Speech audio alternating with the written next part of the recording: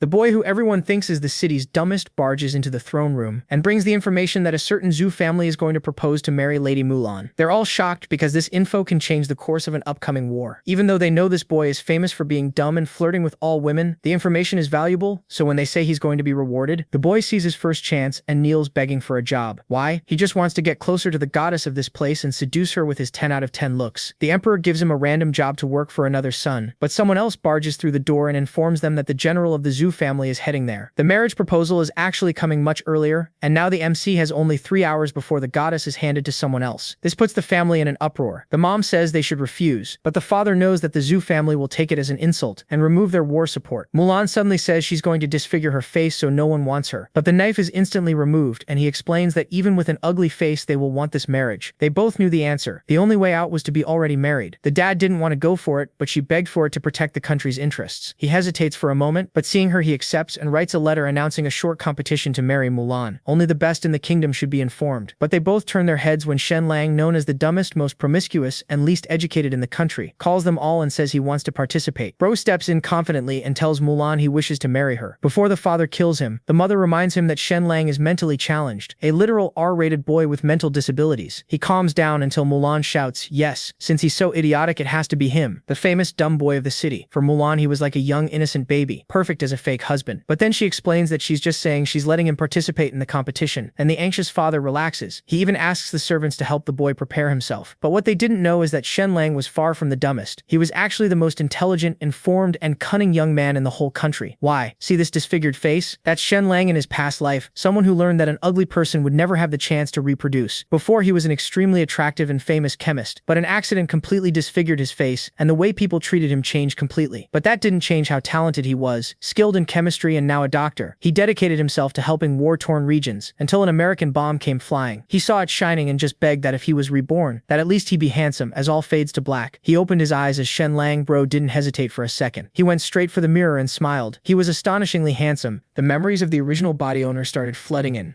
Turns out this Shen Lang dude has the same name as him. He's in a place called Mythical Turtle City, but the original owner of this body had bad reputation. Everyone thought he was a complete waste of space. This guy studied for 10 years and couldn't recognize a single word. Not only that, but he couldn't even win a fight against a chicken, even if his life depended on it. But wait, it gets better. After meeting the daughter of the Su family once, this simp went full obsession mode. When Miss Su got sick and needed a husband to change her luck because apparently that's how medicine works in this world, our original Shen Lang volunteered. The Su family maids beat him up and humiliated him, treating him. Luckily for him, the young lady recovered and actually stood up for him. So they got married, but it's one of those married in name-only situations. They didn't act like a couple at all, but our delusional original Shen Lang was perfectly happy just seeing her face every day. Then half a month later, he was hit with a mysterious illness that nobody could cure. That's when our reincarnated Dr. Boy took over the body. So now our boy is sitting there processing all this information and getting hyped about being married to a rich hottie when he hears footsteps outside. He goes to eavesdrop and hears 2 maids straight up discussing how he should have kicked the bucket already. These girls are out here saying he's a good-for-nothing who doesn't deserve to be the Su family's son-in-law, and they literally came to check if he was dead yet. The door swings open in surprise. Our boy's standing there fit and fine. The maids absolutely lose it. They start screaming and running away like they've seen a ghost, yelling about how this idiot is still alive. Shen Lang standing there confused as hell, wondering if these maids literally tried to murder him. Before he can spiral into paranoia, he notices something weird. There's a laptop in his mind. Not like a mental image, but his actual laptop from Earth, left exactly how he had it. Then he realizes his eyes are different now. When he looks at objects, he can see through them. My guy's got X-ray vision. Turns out the X-ray machine from his lab fused with him during the time travel, along with that missile that killed him. So now he's got a built-in medical scanner. But it gets even better. The computer and X-ray vision are integrated. When he looks at stuff, he can accurately identify what it is and get all the technical specs. Right then, someone walks in. And the first thing Shen Lang's eyes lock onto? The phrase 36D? I'm not even joking. Ro's reincarnated superpowers immediately went to work identifying the important details. The person in question is Su Qianshan, his wife, and apparently his X-ray vision has priorities. She's extremely concerned about him. After hearing from the maid that Shen Lang woke up, she immediately called for a doctor. The doctor examines him and his face goes through about 15 different expressions before he finally announces that Shen Lang is perfectly fine. Su Qianshan's face changes real quick. She turns to the doctor with this suspicious look and goes, "How could this be possible?" Su Qianshan realizes she just exposed herself and quickly switches gears. She starts fake crying, putting on this whole concerned wife act. But our boy isn't the same idiot anymore. With his X-ray vision and genius Dr. Brain, He can see right through her BS. He's sitting there watching her and cursing the original. Shen Lang was thinking about how that idiot was so head over heels for her that he missed this massive red flag of a woman. During their conversation, Shen Lang picks up on what Su Qianshan's really trying to do. She wants him gone and she is dropping these big hints, but our boy plays idiot and pretends not to know anything. Sitting there, she is thinking to herself, why isn't he taking the hint? That's when the door gets kiskiki opn. Some guy walks in and immediately goes, stop beating around the bush with this idiot. Then this bastard walks right up to Su Qianshan and kisses her. Right in front of Shishidi and Lane Ji. Then points at our boy and casually drops, she's my fiancée now. Get lost. Shen Lang's just standing there processing the fact that he got NTR'd before he even got to enjoy being married. Turns out Su Qianshan was only sick and needed some disposable husband for good luck. Now that she's better, he's getting the boot to the behind. Then this bitch sits next to our boy and tells him how he is nice but they don't fit together. Our boy realized that there is no helping it, so he turned to that bastard and told him that he'll leave as they wish, but nah, this bastard wasn't having it. He told our boy to leave the place in an hour or else. Now that they are gone and our boy is alone, our boy gets out of the bed quickly. Bro's not even sad. He's thinking with this new handsome face, finding another rich woman should be easy. Man's already planning his next gold-digging operation. But then he overhears Zhang Ji and Su Qianshan talking. They're discussing inviting Jin Mulan from the Earl's mansion. Shen Lang's gold digger senses immediately activate. Jin Mulan, Earl's mansion. That's a major upgrade from the Su family. And he's already planning his triumphant return to make the Su family regret everything. Then we cut to our boy getting the boot and the man panel is seriously funny. Shen Lang doesn't even care. He's heading home, probably thinking about his master plan to bag Jin Mulan. Meanwhile, back at the Su family, some middle-aged dude is looking at our boy and orders his servant to take care of him. Su Qianshan told him to at least wait for a day, saying that she is worried about her reputation. The family head tells her they had to do this to keep Zhang Jai happy. Meanwhile, our boy's walking home at night when suddenly some big dudes jump him, telling him to come with them. He knows he can't fight them, so he just lets them take him. But what he daily is ending to expect is how ruthless the Su family actually is.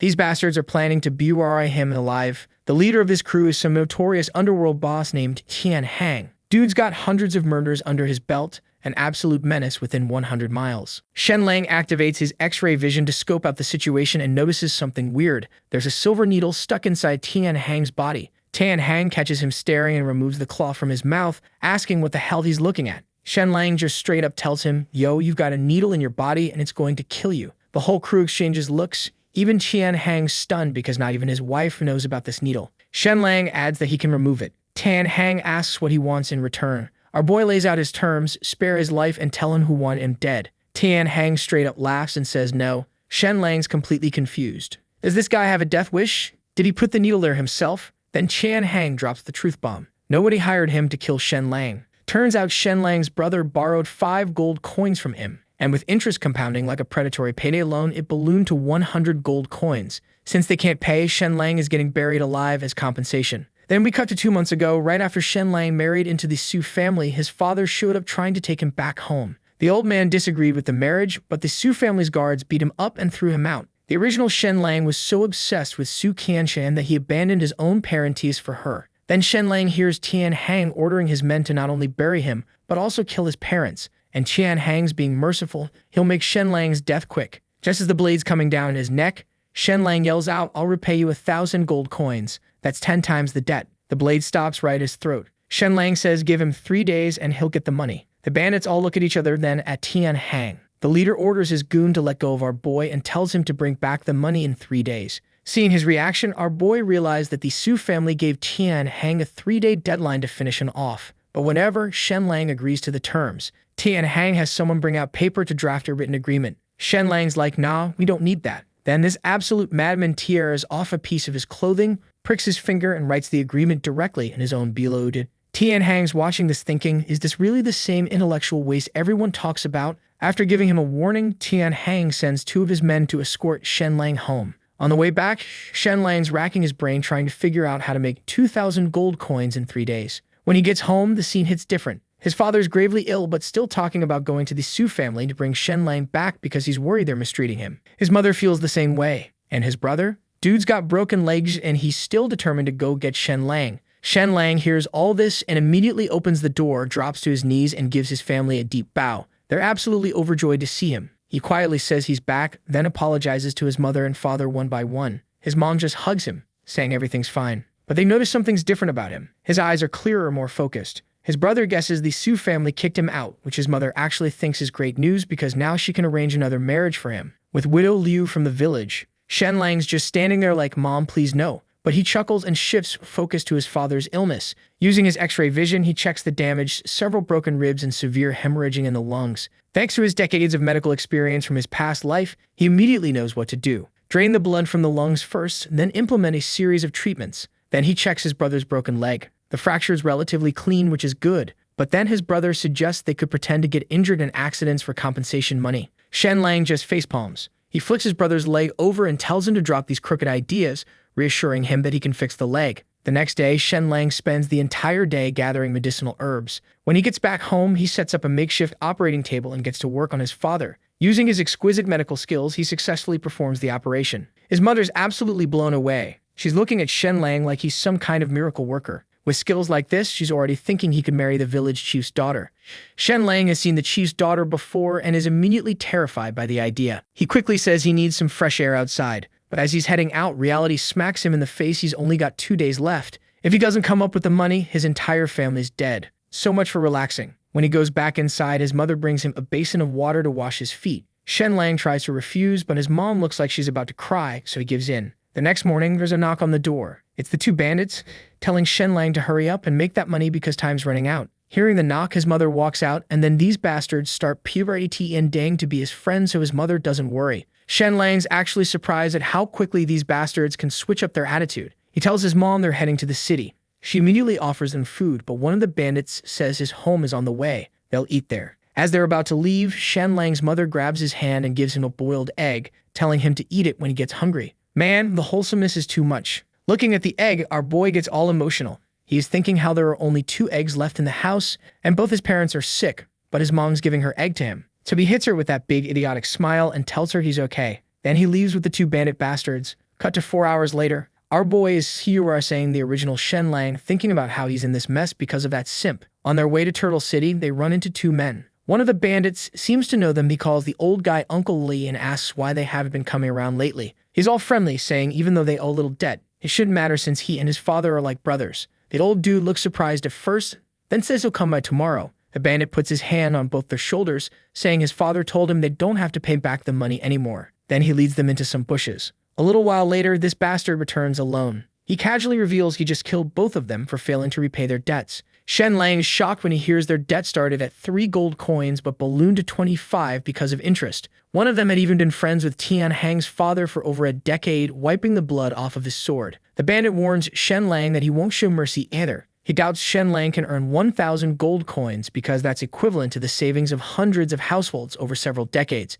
Our boy just confidently says he'll earn the 1,000 gold coins today. Soon they arrive the busiest commercial street in mythical Turtle City and stop in front of this fancy building with a sign reading Brocade and Embroidery Pavilion. Shen Lang's money-making plan, which also happens to be his revenge scheme against the Su family, starts here. Because the Brocade and Embroidery Pavilion is in the silk business too, making them direct competitors with the Su family. Shen Lang immediately asks the waiter to call out the owner, promising a business deal that could earn them an additional 5,000 gold coins a year. The waiter looked at our boy and almost shooed him away. But when the bandit introduces himself as Tian Shizhen from the Black Clothes Gang, the servant's attitude changes real quick without wasting a second. He shows them to the chief's cabin. Inside the hall, they meet Lin Mo, the owner of the Brocade and Embroidery Pavilion. Our boy doesn't waste a second, he gets straight to business, saying he's got a unique secret formula to sell for 2,000 gold coins. Lin Mo hears the price and immediately orders the guards to throw our boy away. The bandit gets furious, thinking Shen Lang's making a fool of them. But then Shen Lang pulls out a piece of golden fabric.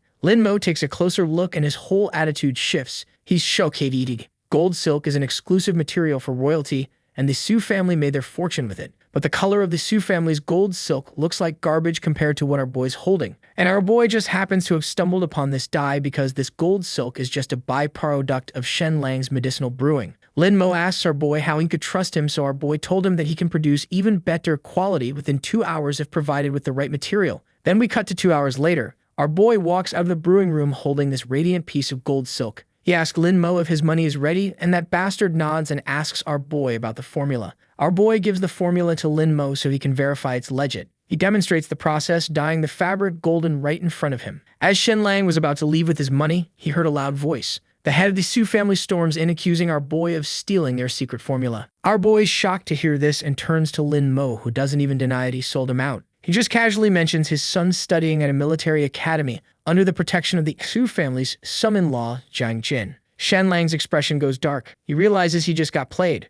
This was a setup from the start. Then Su Kanshin starts her waterworks, tearfully saying how disappointed she is in him. She's like, "Why didn't you just ask me for money if you needed it?" They're playing the victims, and the Su family even reported this to the authorities. But our boy is not even worried. He laughs at the accusation, saying it's his formula. The golden dye he created is way better than theirs anyway. He challenges the Su family head to provide evidence of the supposed theft. The Su family head has no proof, so he just resorts to insults. Goes off saying Shen Lang's a worthless person with no skills or knowledge. How could he possibly come up with a dye formula? Our boy turns to the officials and proposes a challenge. Let's see who can produce the better gold dye. The officials are like, sure, why not? Su Kanshin turns to Shen Lang, saying if he really thinks he can make better dye than theirs when he's just a good for nothing. But our boy doubles down. He says not only can he make a better golden dye than theirs, but he can also make a purple one. Now, in this era, purple dye is way harder to make than gold. Purple dye needs to be extracted from seashells, and you need 300 seashells just to make 1 gram. And since this is medieval times, nobody's mastered the extraction method yet,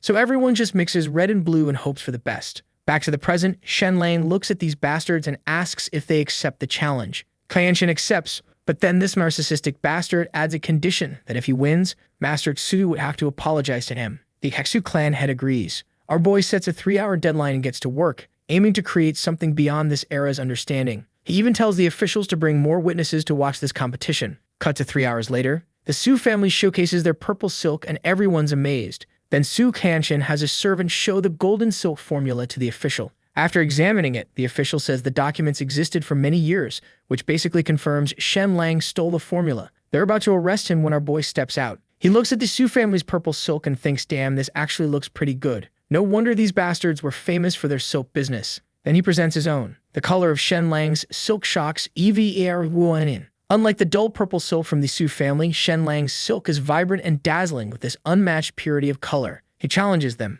asking if this was also stolen from their formula. Su Kanshan and her family are completely thrown off. Seeing they're not having it, our boy pulls out his trump card, multicolored rainbow silk. The official rushes over to examine it, completely amazed at the natural and extraordinary colors. With that, our boy asks the officials to do the justice. The Su family head, having no face left to save, dismisses the accusation and leaves. Su Kanshin, holding back her anger, apologizes to Shen Lang before also leaving. She's wondering how this idiot suddenly became a master of dyeing. After they leave, our boy turns to the official, casually asking how he's doing and how Miss Jin from the Earl's mansion is. Turns out Shen Lang's confidence in challenging the Su family was partly because this young lord has beef with Jiang Jin. Now we get hit with a flashback from 3 years ago. The OG Shen Lang was sitting lakeside doing his usual idiotic business, smelling flowers and whatnot. At the same time, a hunting party was chasing this huge bear. During the pursuit, the bear gets to our boy and is about to end him when this smoking hot beauty leaps from her horse and saves him just in time. The person who saved him that day was none other than Jin Mulan.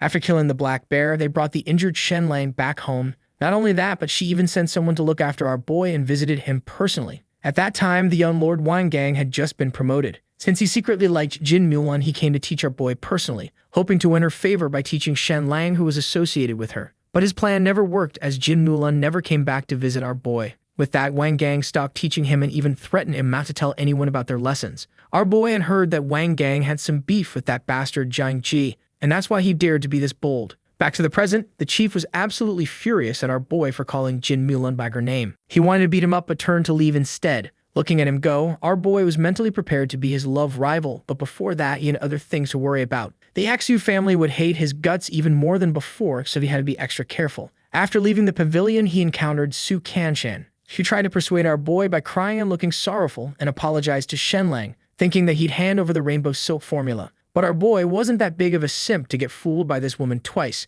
He ignored her, refusing to be exploited again. Just then, she reminded our boy that he owes the Black Cloth Gang 1,000 coins. Our boy starts freaking out, wondering how she knew about it. When she left, the bandit told our boy that he should have agreed to her proposal since there are only 7 hours left in his deadline. With that, he left, telling our boy to arrange the funds quickly to avoid any harm to his family. Shen Lang realized the gravity of the situation. Even if he paid Tian Hang, the Su family would likely continue to threaten his family to obtain the formula. He knew he had to find a permanent solution to this problem. Cut to some random street in the city. The sound of galloping horses comes from behind. Shen Lang squeezes through the crowd and sees a cavalry troop led by Jin Mulan. Seeing her, he gets an idea and decides to add a new element to his plan. As Jin Mulan's horse passes by, our boy deliberately lets himself get hit, faking an accident. He's hoping Jin Mulan, who once collided with him 3 years ago, would take him home this time. And it works. Jin Mulan immediately gets off her horse and checks if Shen Lang is breathing. Looking at him, she can't help but notice how handsome our boy is. At the same time, she's relieved to find him unharmed.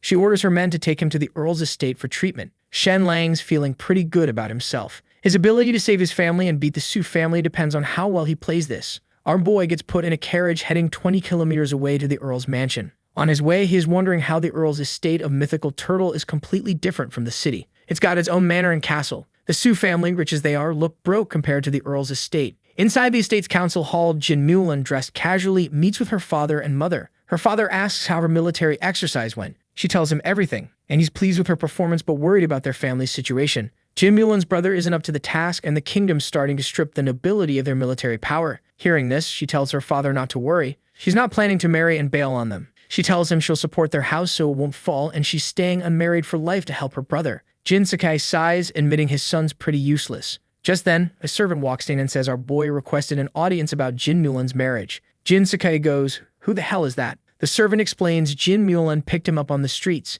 He lets our boy in. As he walks into the room, he gets straight to the point. He tells them the Zhu family wants a marriage alliance with the Earl's mansion, and that bastard Zhu Hongsu is planning to propose to Jin Mulan. Hearing this, both Jin Mulan and Jin Sakai are completely shocked to hear that. Turns out the Zhu family is the top aristocrat in the Yu kingdom. They're related by marriage to the ruler of the country and hold the position of governor of the southern province. Zhu Lin, who's famous for pacifying the south, is from this family. Jin Sakai's like, "Hold up, how the hell do you know this confidential information?" Our boy tells him he used to be a son-in-law in the Su family. Su Qianshan and her new fiancée Zhang Jin discuss this matter right in front of him like he was a piece of furniture. Jin Sakai asks his servant who exactly this guy is. The servant told him that he's the Su family's ex-son-in-law who got kicked out for supposedly stealing and behaving inappropriately toward a maid. Jin Sakai's blood pressure is skyrocketing right now. He wants to beat this dude up but holds back since he's got bigger problems on his plate. Jin Sakai, still skeptical because of the Su family's slander campaign, orders an investigation to verify these claims.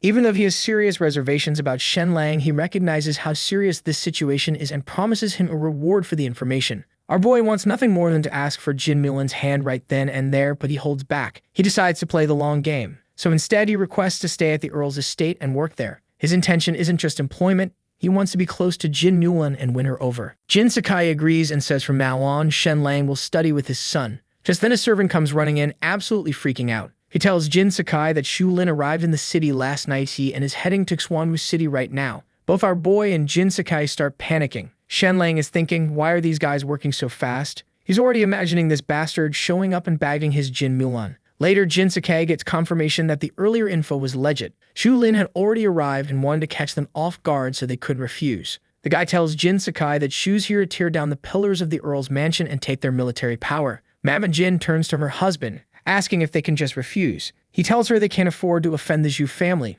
making refusal nearly impossible. Jin Mulan considers disfiguring herself to get out of this marriage. Jin Sakai grabs the knife out of her hands, saying that his family comes first and not their family's centuries-old legacy. Wait, are we actually seeing a good dad in a Manhwa for once? He knows disfiguring herself won't solve the problem since the Zhu family is more interested in their family's elite troops anyway. The only solution now is arranging an immediate marriage for Jin Mulan to deter the Zhu family. Despite Jin Sakai's reluctance to sacrifice his daughter's happiness, Jin Mulan kneels down, insisting her greatest happiness is securing her family's future. After a long moment, Jin Sakai agrees to hold a suitor selection. He lists 5 candidates and tells his staff to invite them to the estate for Jin Mulan to choose from. Our boy, who's already decided Jin Mulan is his wife in his head, isn't about to let some random nobody have her. He declares his intention to join the competition for the position of son-in-law. He walks up to Jin Mulan and straight up says he wants to marry her. This infuriates Jin Sakai, who sees Shen Lang's participation as complete absurdity. I mean, can you blame him? From his perspective, some disgraced pervert just announced he wants to marry his daughter. He's about to end this fool when his wife calms him down, saying the whole town knows this guy's crazy.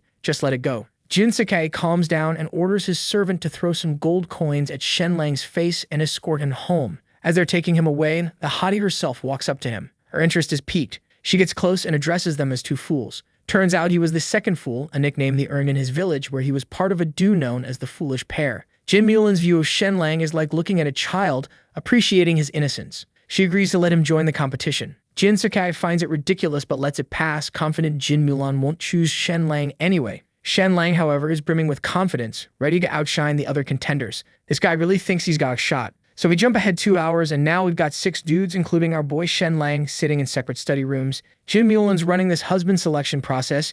She plans to pick someone by noon and be married by evening. First up is Wang Lian, Lord of Xuanwu City. This bastard's practically vibrating with excitement at the thought of winning Jin Mulan. When she asks him, "What future can you bring to the Earl's estate?" Wang Lian pucks out his chest and goes into this whole speech about passing the imperial examination, becoming a scholar, and how his brain combined with her martial badassery would lead the family to greatness. Jin Mulan's just sitting there like, "Cool story, bro," and basically hands him a metaphorical nice guy card before walking out. She asks the same question to the other 4 candidates and gets pretty much the same generic answers. Nothing that makes her go, "Wow, this is the guy." Finally, she walks into Shen Lang's room and hits him with the question. Our boy's brain immediately goes into overdrive, thinking about all the cool stuff he could do for her. He's got X-ray eyes that could treat her hidden injuries and advanced ire refining techniques. But then he realizes something important. That stuff might impress her, but it won't actually win her over. So instead, he looks her in the eye and says he can offer her freedom in their relationship. He tells her straight up, as long as she doesn't cheat, she can have all the freedom she wants. The moment he says the word cheat, Jin Mulan's face goes bright red.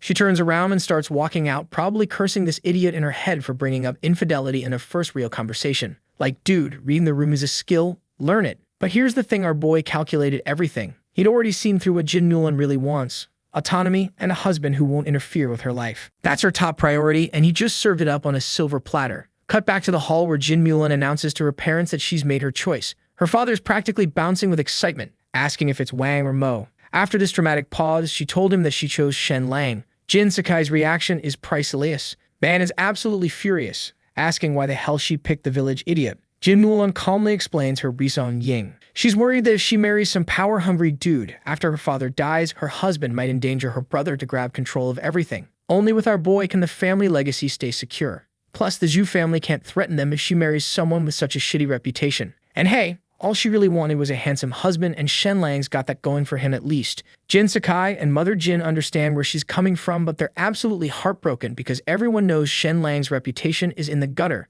Jin Mulan just bows deeply, begging them to honor her choice and let her marry him. She even spins his bad reputation as a positive if she marries the fool.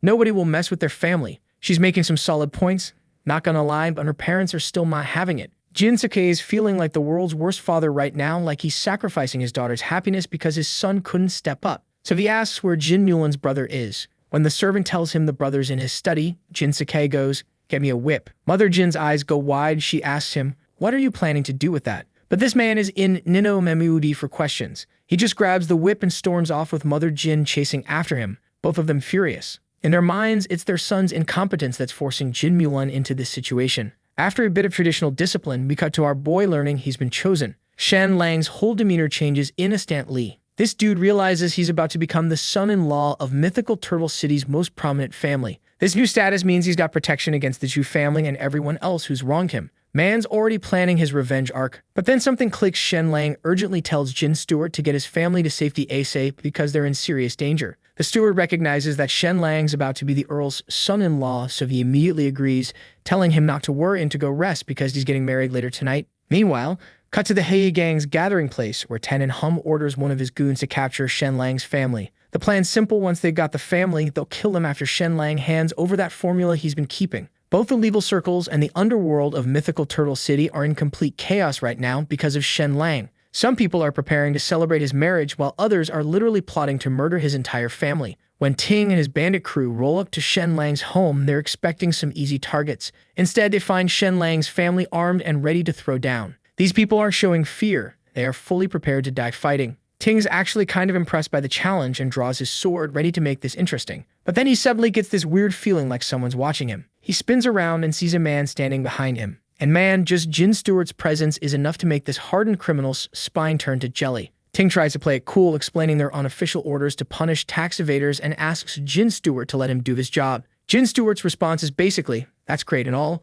but my master ordered me to bring Shen Lang's family back safely, so I can't return empty-handed. Mind letting them go?" Ting's feeling cocky despite nearly pissing himself a second ago and asks who exactly Jin Stewart's master is. When Jin Stewart drops, "I serve the Jin family." So Ting is absolutely losing his mind right now. He's thinking, Why the hell would someone this important invite these random nobodies? But then he realizes that it's got to be because of our boy Shen Lang. And honestly, regardless of who Jin Zhou is here, the moment this high-ranking dude showed up, Ting knew he was screwed. He had no choice but to let them go. After this whole mess wraps up, Jin Zhou calls for his soldiers and several warriors literally escort Shen Lang's family to their carriage. Ting's just standing there watching this unfold, getting more confused by the second. Like, inviting them was one thing, but these guys are treating Shen's parents like straight-up royalty. Once they're gone, this dude almost collapses. The other bandits catch him and they're like, "Yo, why'd you let them go? If the boss finds out we let Shen's parents walk, he's going to be mad." Ting turns to these idiots and goes, "Do you morons even know who that was?" Then he told them who Zhang Jin was. The moment they hear who Zhang Jin actually is, every single one of them starts freaking out. Ting then bolts back to report to Tian Hang at the Black Cloth Gang headquarters. At this point, this bastard's in the middle of some spicy R18+ activities, so he is not happy to see Ting. He straight up tells him this better be life or death, or you already dead. Ting spills everything about Shen Lang's family getting rescued by Jin Zhao himself. Tian Hang's face goes dark. He immediately kicks the woman out and focuses on how royally screwed they might be for messing with Shen Lang's family. Tian Hang's sitting there stroking his chin when he hears about the Count's mansion holding this whole son-in-law competition. Ting's expression changes. A thought hits him, one so crazy even he doesn't believe it. Tian Hang's thinking the same thing. No way in hell could that fool become Jin Mulan's husband, right? But just to be safe, this paranoid bastard decides they need to go into the city and see for themselves. So not long after, in the Xu family's secret chamber, we got Xu Lian, Tian Hang, and a random bastard I forgot the name of all gathered to discuss whether there's any chance Shen Lang could actually become the son-in-law of the Count's mansion. They'd all agree it's unlikely, but just to be sure and get to the bottom of this mystery, they decide to crash the wedding ceremony. Then we cut to the Count's mansion, and man, this place is lit up like a festival. Servants are running around everywhere, decorations are insane, and among the guests we've got Su Qianqin and company, all dying to know who scored the jackpot and married Jin Mulan. At that moment, our boy is chilling in a bridal carriage while firecrackers are going off like crazy. The set-in gets carried to the entrance, and the Count and his wife walk out all ceremonial-like. They announce the groom's arrival, set the carriage down, lift the curtain, and the groom steps out. The moment this figure appears, Tian Hang and the entire Su family delegation literally stop breathing. Su Qianqin's eyes go wide. She's thinking, there's no way. Why the hell is Shen Lang the groom? Our boy completely ignores all these people. His wedding's not getting ruined by these clowns. With that, the wedding ceremony begins. They then bow to the celestial worthy of heaven and earth, bowing to the high hall and the couple bowing to each other. Standard wedding stuff, you know. Just as they're about to head to the bridal chamber and wrap this up, this knockoff Monkey King Wanib starts cackling. This is Liu Huayan, the current lord of the city. He walks up saying he knows it's against tradition to unmask before the bridal chamber, but he's just so curious about who the Earl picked.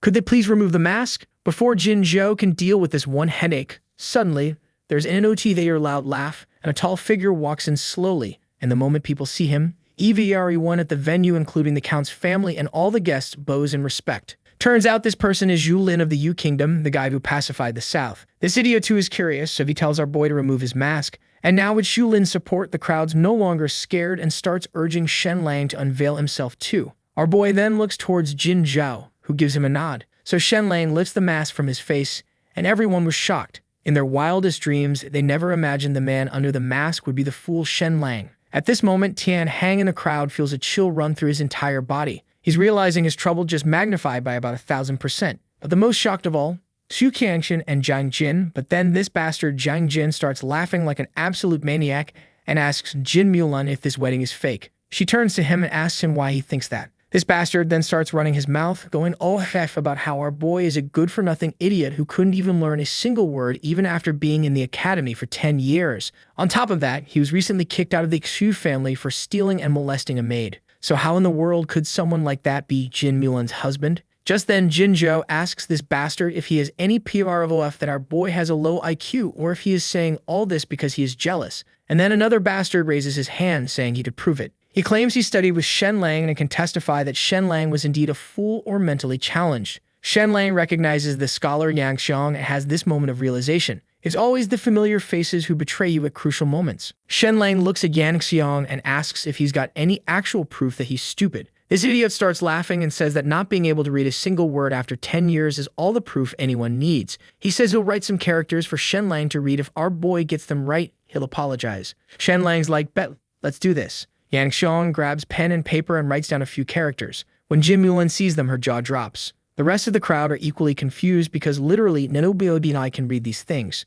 Turns out this sneaky bastard wrote 3 characters that look familiar but are super easy to misread. This smug idiot's standing there all triumphant, telling Shen Lang if he can't read them, he has to admit he's brain dead right here in front of everyone. Our boy activates his cheat code and just casually starts reading them off one by one, explaining what each one means like it's nothing. He's breaking down pronunciations, origins, the whole 9 yards. Yan Xiaoling's standing there watching his whole world crumble. Turns out this fool only knew 2 pronunciations for one of the characters, and Shen Lang just dropped 4 different ones without even breaking a sweat. Shen Lang shakes his head, all disappointed, calling out Yan Xiaoling for having the audacity to test him when he doesn't even know his own material. Then he turns to Yan Xiaoling's teacher, the former lord of the city, and asks if he got everything right. After this painful silence, the old man nods. The crowd goes absolutely wild, but our boy's not done. He says it's only fair if Yan Xiaoling reads some characters he writes. Yan Xiaoling's sweating bullets but agrees because backing down now would be even worse. Shen Lang writes these characters that look normal at first,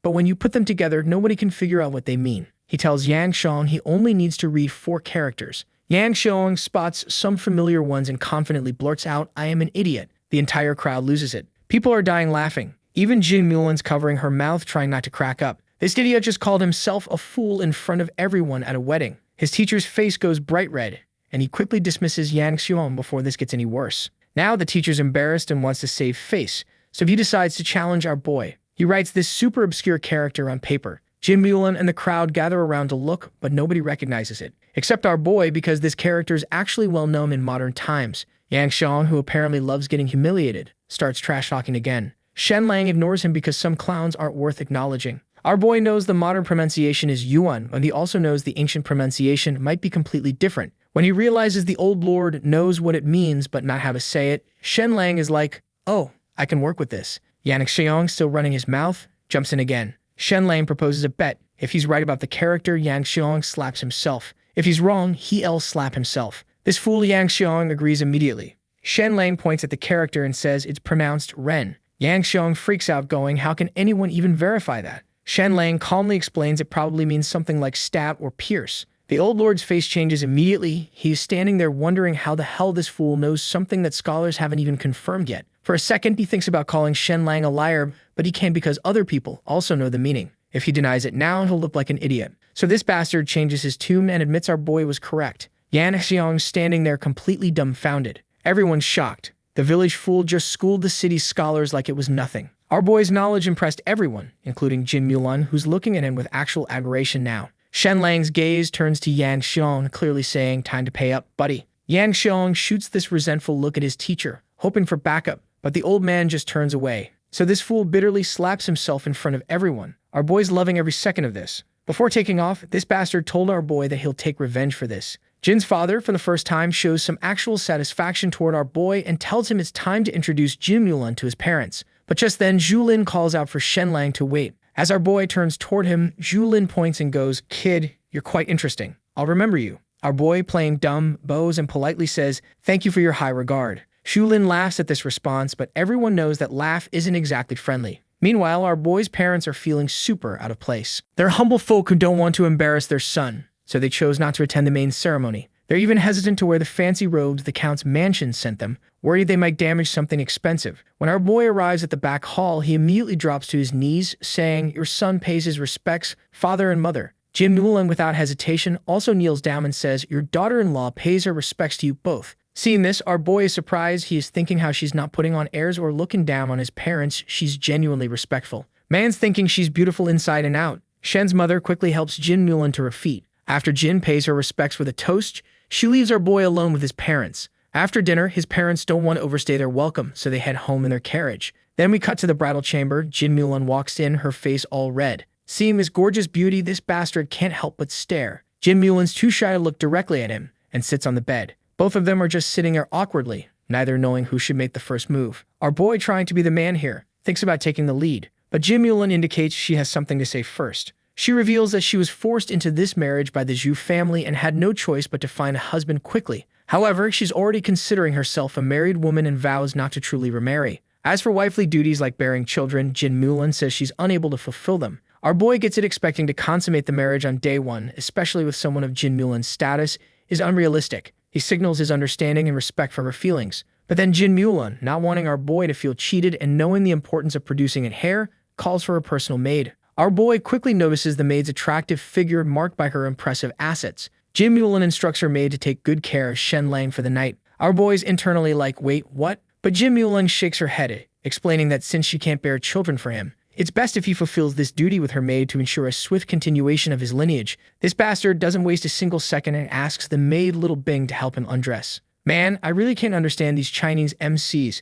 Jin Mulan, hearing this, looks stunned and quickly bolts from the room. Little Bing's face turns bright red with embarrassment, but then tears start falling from her eyes. And not just a few tears, this girl starts sobbing. Our boy realizes something's wrong and asks if she's unwilling. Little Bing doesn't speak and just continues crying harder and harder. Our boy feels awkward as hell, realizing even the maid seems reluctant to be with him. Not wanting to force anything, he tells Little Bing to go sleep in the next room. She quickly leaves and our boy just decides to go to sleep. No fun for this bastard tonight. The next day, Jin Mulan prepares some gifts for our boy to take home and asks if he has any goals or ambitions he wants to share. Shen Lang initially says he has no particular goals, but seeing Jin Mulan's dissatisfied look, he quickly states he has a major goal: destroy the Su family and make Su Qianqin kneel before him begging for mercy. Jin Mulan looks at him all surprised.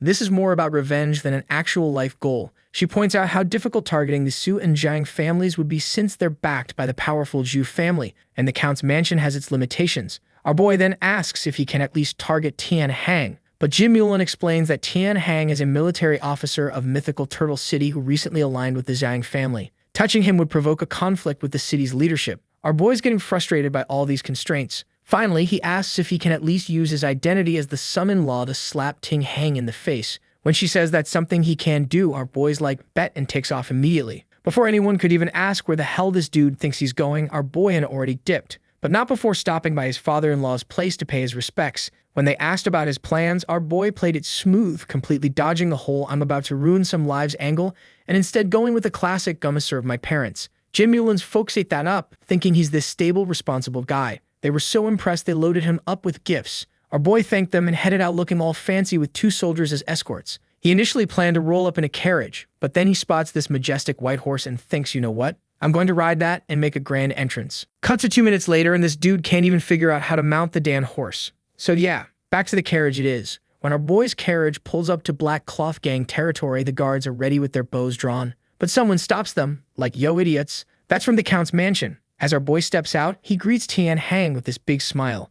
Tian Hang puts on this welcoming act, arms wide open, big smile, but you just know this bastard is seething on the inside. Our boy immediately starts trolling him, asking why he didn't arrest him yet. Tian Hang politely invites him inside and even makes tea for him. Tian Hang asks what brings our boy here, and our boy casually says that he is here for that 1,000 coin debt. Tian Hang laughs, pulls out the debt acknowledgement, and just burns it right there in the fire, saying he forgot all about it. But then our boy flips the script and goes, actually, you owe me 1,000 gold coins. Why'd you burn the acknowledgement? Tian Hang just freezes. This man has been running schemes for years, and he's never met someone this shameless. Like, the audacity is off the charts. So now Tian Hang has to play along because what else can he do? He forces a smile and orders his guys to bring the 1,000 gold coins. Our boy checks them briefly, then casually suggests that since they're acquaintances, maybe they can waive the interest. Tian Hang catches the hint this is clearly a threat, so he grudgingly coughs up another 100 gold coins as interest. Our boy just sips his tea like he didn't just extort this man in broad daylight. Tian Hang asks if there's anything else.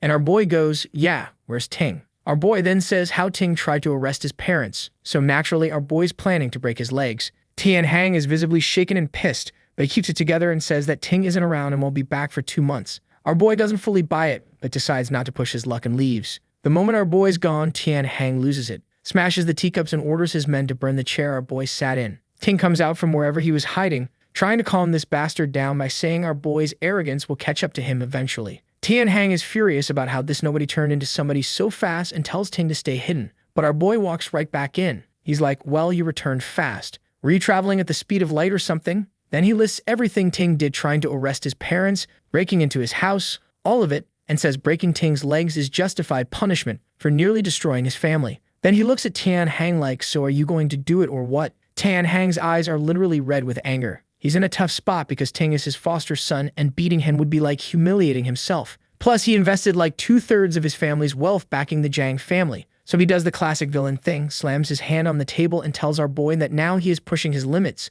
The 2 soldiers from the Count's mansion immediately draw their swords to protect our boy. Our boy then asks this bastard if he thought about going too far when he threatened his family. Tian Hang laughs and brings up the Count's mansion's whole love the people like your own children principle, warning our boy about tyranny and karma. Our boy's not interested in this philosophical debate and looks at the soldiers, but they're just bodyguards, they're not getting involved in this drama. Tian Hang tells our boy to be forgiving and let grudges go. Our boy, realizing he's not going to force Tian Hang's hand today, makes a vow. Tomorrow, he's making Tian Hang break Ting's legs himself and apologize in person. After leaving Tian Hang's place, Shen Lang returns home and distributes the gifts from Jin Mulan's parents to his family. He gives his father some gold coins to build a new house. He promises his brother, once he's recovered from his injury, a better future, an opportunity to prove himself. His brother then casually tells our boy that once he gets fit, he wants to marry that widow. Just like that, the day passes and our boy is ready to return. As he was about to leave, his mom stopped him and told him to check on Dasha. The last time she heard, things weren't looking good for him. Now Dasha is literally our boy's only friend from back in the day.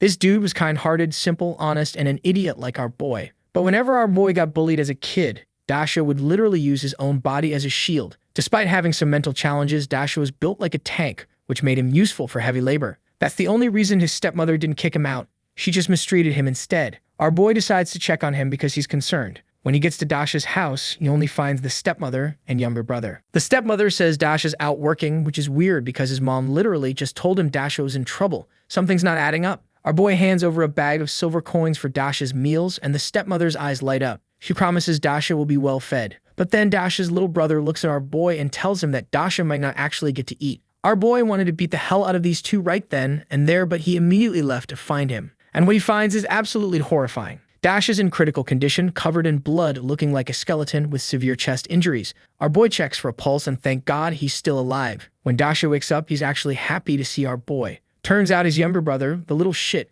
got into some mischief that led to a tiger encounter. Dasha saved him but got his bones broken in the process. And their father couldn't afford treatment, so he just left Dasha to die. That bastard left this poor thing in the jungle to rot for over 6 days without food or water. Our boy is absolutely furious to know that scum of a family is treating Dasha like garbage when he literally saved the ungrateful brother's life. And even in his dying breath, this big idiot is just relieved that our boy became strong and doesn't need his protection anymore. Our boy, trying to give him hope, says he still gets bullied. And Dasha, even in this state, reflexively tries to protect him. Man, the loyalty is unreal. After reassuring Dasha he's safe, our boy wanted nothing more than to go to his house, beat the hell out of his parents, and make them regret everything and realize Dasha's worth. Dasha nods and thinks I'm still useful. Father's getting old and needs me to provide for him. Our boy is just speechless at this point. Like, this pure soul has been left to rot and he still thinks his dad needs him. He orders his guards to carry Dasha to the carriage. But first it's revenge time. Our boy storms back to Dasha's house and asks them if they have any conscience.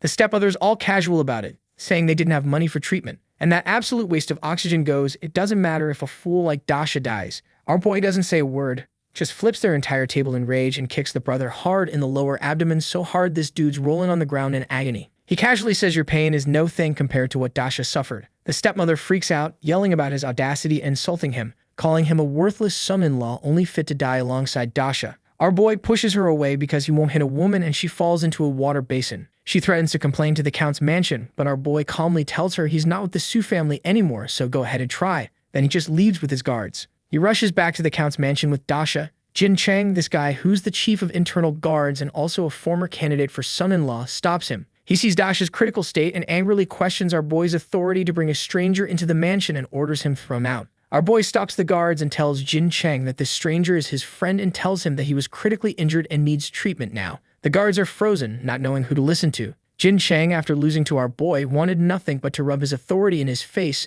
so he didn't allow him entry, and our boy realized his position in the mansion is pretty weak. He's basically alone here. So fine, he'll take Dasha to the city for treatment himself. As he climbs back onto the carriage, Jin Chang watches with this smug, satisfied look. But then Jin Sakai and Jin Mulan come out to see what all the commotion is about. Jin Chang reports what happened, and when Jin Sakai hears that our boy's friend is dying, he immediately orders a doctor to treat Dasha. Jin Mulan personally takes control of the carriage and apologizes to our boy for the inconvenience, showing her full support. Our boy genuinely feels touched by his wife's support. He's realizing he's not completely alone in this mansion after all. But Jin Chang, still salty about the whole situation, tries to intervene again. Jin Mulan just gives him this ice-cold stare, pulls out a whip without saying a word, and in the most chilling voice tells him to turn his back. Jin Chang wants to say something, probably about to make excuses, but one look at her expression, and he just turns around. Jin Mulan doesn't hesitate. She whips him so hard it tears through his leather armor and leaves this bloody mark. She warns him that our boy is her husband, making him Jin Chang's master, and he better correct his attitude. Then this bastard is saying that he learned his lesson. After the doctor finishes treating Dasha, it's confirmed that Dasha's out of danger and will make it out alive. Jin Mulan's all happy and playfully calls Dasha our boy's big brother. Our boy gets a bit embarrassed and tries to clarify,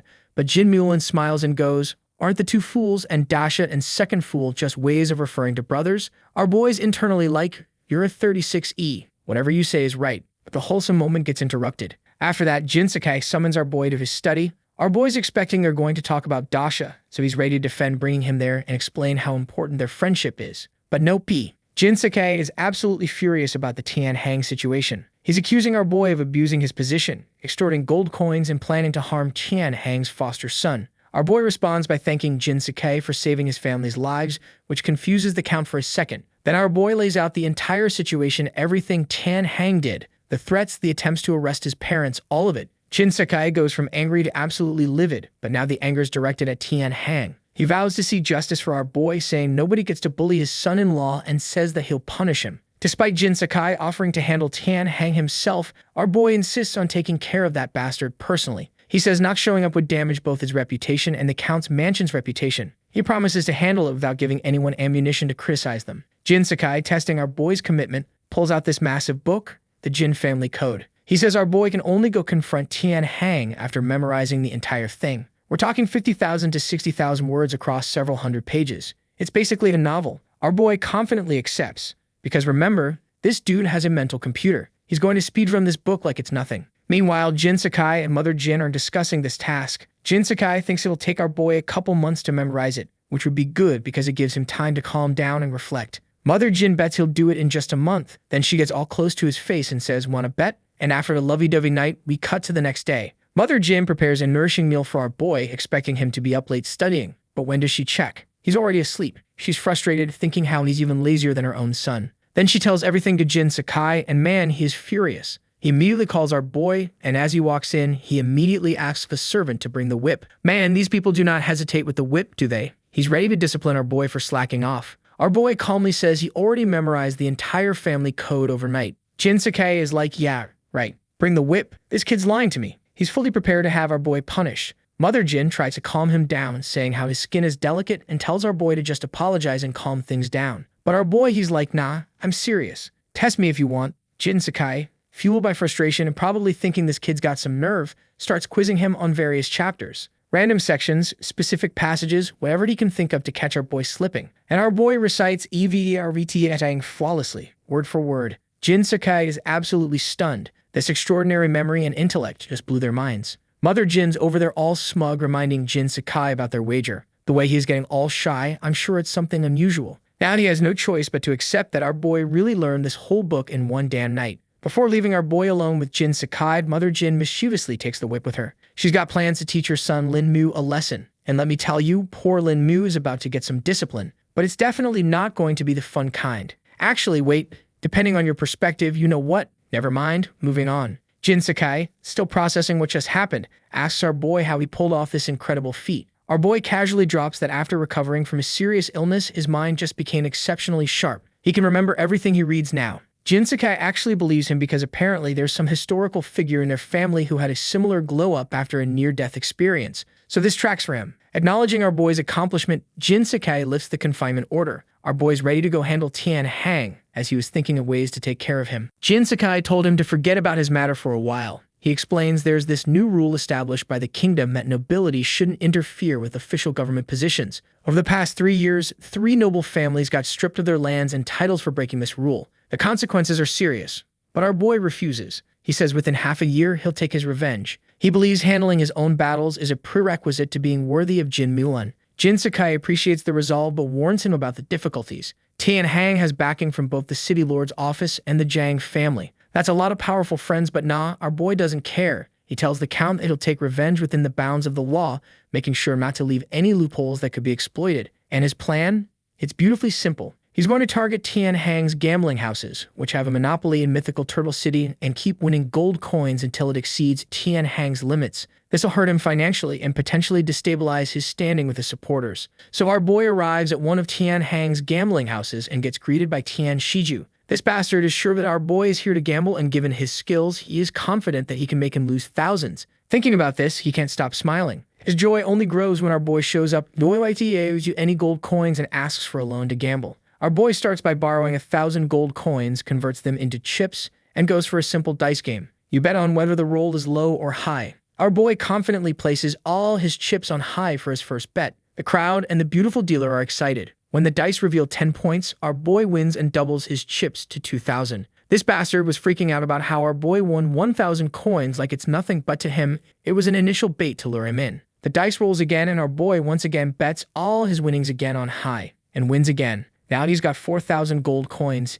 Tian Shiju, this bastard, has now started freaking out because even on a good month, the casino can only make about 2,000 gold coins, so they have already lost too much, so he steps in to personally handle the dice. And the reason this bastard is so confident that he can stop our boy is because Tian Shiju is a master of dice manipulation and a trusted confidant of Tian Hang. He can control the dice to roll high or low and even change the numbers after they land. But our boy realizes what this fool is up to, so he says that he has grown tired of playing dice and would now want to play Pai Gao, a card game similar to dice, betting on high or low outcomes, but with tons of opportunities for cheating like marking cards. After hearing that, this bastard can't stop grinning, thinking this is his chance to defeat our boy. But our boy insists on using a new deck of cards because he is very well aware of the tricks these cheating bastards could pull. Once our boy inspects the new deck and confirms it's unmarked, the game begins. With his X-ray vision, this game too is not a big deal for our boy. Tian Shiju draws a strong hand, so our boy knows about it, so without even glancing at his own cards, he once again bets 1,000 gold coins confidently. Everyone standing there is thinking about how our boy is an absolute madman betting such an amount that one could live like a king in one game, but Tian Shiju still hasn't given up and matches the bet. When the cards are revealed, our boy wins, and the shock on Tian Shiju's face is priceless.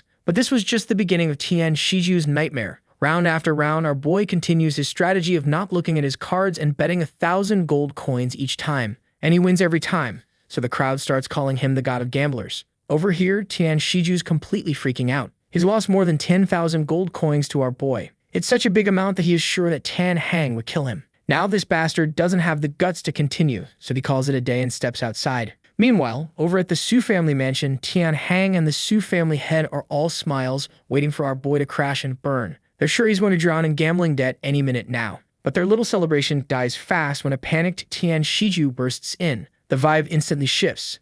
Tian Hang, already pissed at how nervous he looks, snaps at him and demands to know how much our boy lost. He's expecting something like 10,000 gold coins, enough to ruin the Count's mansion and kick our boy straight out. While these idiots are fantasizing about what they'll do to our boy when that happens, while this poor bastard was on the ground, they're freaking out trying to gather the courage to tell them that our boy didn't lose. You go on. 16,000 gold coins. Tian Hang's laugh freezes midair. He stares at Tian Shiju like he just heard the dumbest joke ever and asks again, and Tian Shiju tells him the whole story. As he said that, the whole room went dead quiet. Tian Hang grabs him by the collar, yelling about how the hell our boy managed to win an amount that equals his entire yearly income. He starts wondering if the guy cheated or pulled some trick. But Tian Shiju's bawling now, saying it was a clean win. Tian Hang shoves him aside and turns to the Su family head like, "Didn't you say that guy's a total loser? Since when did he turn into a monster?" The Su family head's just as confused, with no clue what's going on. That's when Su Qianqian steps in and says getting mad won't help, they should go see it themselves.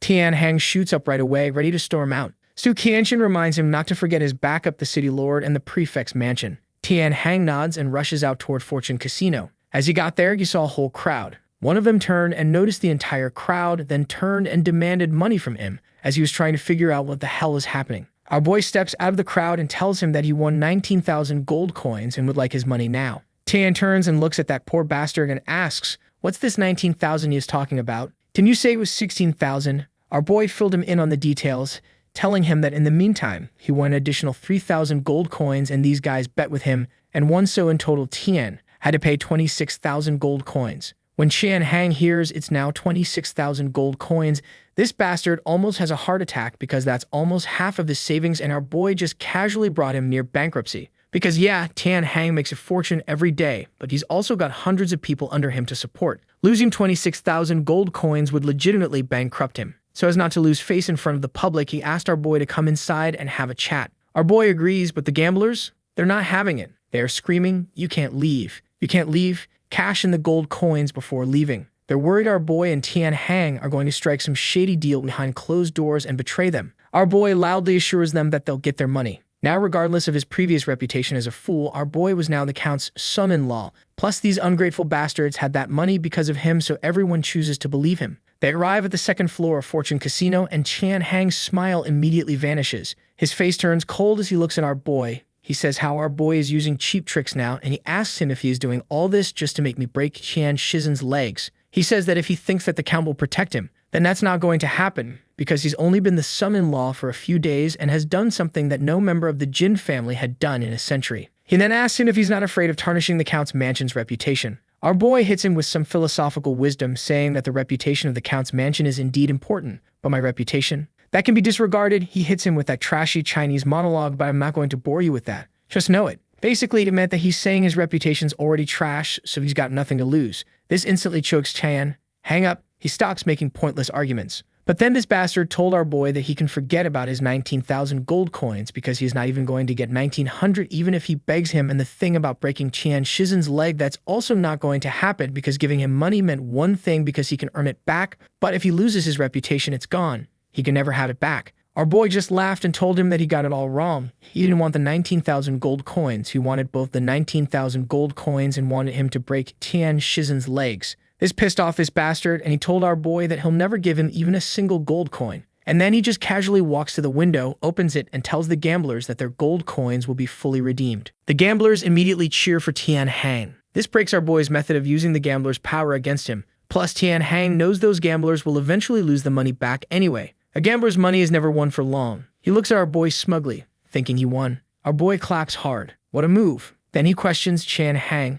Did you forget you have other casinos? As long as they're open, I can keep winning, and I'll bring all the gamblers with me to win. He turns and shouts to the gamblers outside, don't leave. I'll continue to lead you to win money. Then we cut to some time later, and our boy continues his winning streak, and the gamblers go completely wild because it's easier than picking up money. As long as they follow our boy, they're guaranteed to win. And our boy doesn't win alone. He made sure hundreds of people accompanied him and gambled with him. Before long, Tian Hang loses another 7,000 gold coins. The kicker? Our boy bets only 1 gold coin each time. The rest is won by the gamblers. Seeing this, his adopted son Chan She rushes downstairs to drive our boy out. But our boy immediately switches to acting mode, pretending to be frail, and asks him, what are you going to do? Do you want to hit me? My health is not good, you know, I'll fall down with just a touch. Who dares to strike the Count's son-in-law? My wife will kill his entire family. This shameless act completely infuriates Tian Shu, who points at our boy's head and screams, so what if I do take action? And then orders his guards to throw our boy out. But then the guards surround and protect our boy. And countless gamblers also rush over, forming a protective circle around him,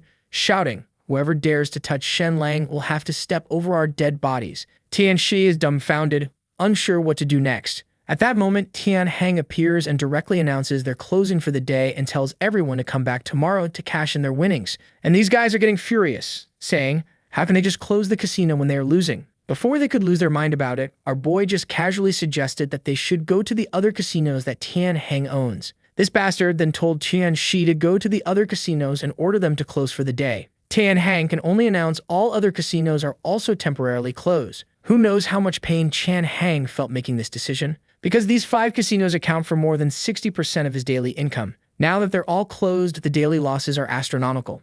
Tian Hang regrets not having dealt with our boy permanently before. But little did this bastard know that at that time our boy was going to be the least of his worries. Because those 5 gambling houses amounted to 60% of his income, and with these casinos shutting down operations, his income took a massive hit. And just when things couldn't get worse, a deadly strike comes at him from another angle. A messenger arrives and tells him that Zhang has called for him. He goes to the Aksu's house and sees their family head there. The guy asks if what he heard is true. Tian Hang nods, confirming that yes, he's closing his gambling houses. Now here's the thing. Shutting down the gambling house is way more problematic than just the money issue. Previously, in search of protection, he agreed to give 35% of his income to the Zhang family. And the Su family, acting as agents for the Zhangs, is now demanding Tian Hang agree to our boy's terms, and Tian Hang didn't like that at all. He told him that Tian Shizen is one of my most outstanding adopted sons. Breaking his legs would dishearten my men and ruin my reputation. But then a voice comes from next door ordering him to agree to it regardless. It's Zhang Sei. He continues and tells him not to delay because every day you delay,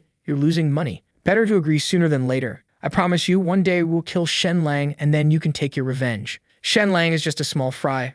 Our real target is the Count's mansion. Once we take down the Count's mansion and reclaim its lands and military power, the position of Deputy Lord will be yours, Tian Hang. After thinking about it for a long time, he eventually agrees. Soon after, Tian Hang returns to the casino and tells us that he is ready to accept his condition and agrees to publicly break Tian Shizen's legs and tells him to stop causing trouble. But nah, our boy isn't going to let this bastard have his way, so our boy goes. The conditions have changed. Your other adopted son, Tian Shi, yelled at me, wanting to hit me, pointing at my head with his finger. So his arms and legs need to be broken too. Hearing our boy's words, Tian Hang feels a surge of blood rush to his brain. Seeing Tian Hang not speaking, our boy states, "If you don't agree, I'll change the conditions again. Then it will be breaking the legs of everyone who has ever visited my house." Tian Hang can no longer restrain himself. In his mind, he charges at our boy, instantly grabbing him forcefully, one hand on his head, the other on his waist, and directly tearing our boy in half. Then Tian Hang laughs maniacally in his frenzy. However, all this is just Tian Hang's imagination. The man's literally fantasizing about murder right now. He doesn't want to compromise, but he has no choice.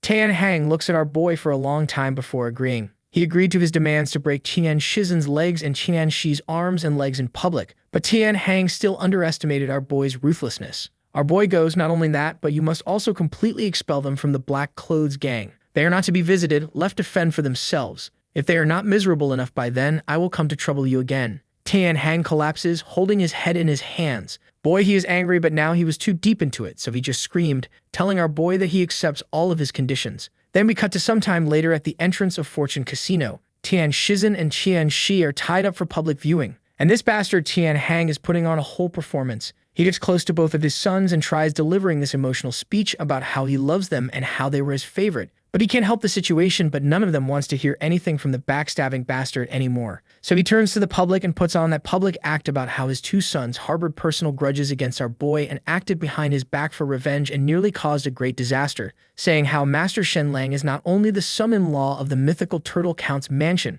but also a close friend of his, and they acted against him. And because of that, he had to punish them. He added that if I do not punish severely, how can I uphold family discipline? Then he ordered his servant to hand him the stick, and the guys walked out with a thick, hard stick. The next moment, Tian Hang raises the stick and fiercely smashes it down on his legs so that Tian Shizen's legs are broken. From start to finish, Tian Shizen just lets out a low grunt without screaming in agony. And seeing this, the public is completely surprised. Tian Hang then turns to Tian Shi. He picks up the stick and ruthlessly smashes it down on Tian Shi's legs. Then, with another fierce strike, Tian Shi's arms are brutally broken. And this bastard was a lot more expressive than Tian Shizen. He started screaming loudly and fainted moments after as he was not able to bear the pain. The faces of everyone around twitch, especially the warriors of the Black Clothes Gang. Tian Hang's other adopted sons feel a chill run down their spines. It's a case of one's misfortune affecting others. How loyal Tian Shizen and Tian Shi had been, and yet at the first sign of trouble, they were the first to be sacrificed. They all can't help but wonder if they'll be next. From then on, Tian Hang's prestige greatly diminishes. He's lost the hearts of the Black Clothes Gang. After breaking the legs of his two adopted sons, Tian Hang asks our boy, "Are you satisfied now?" Our boy gives this wicked smile.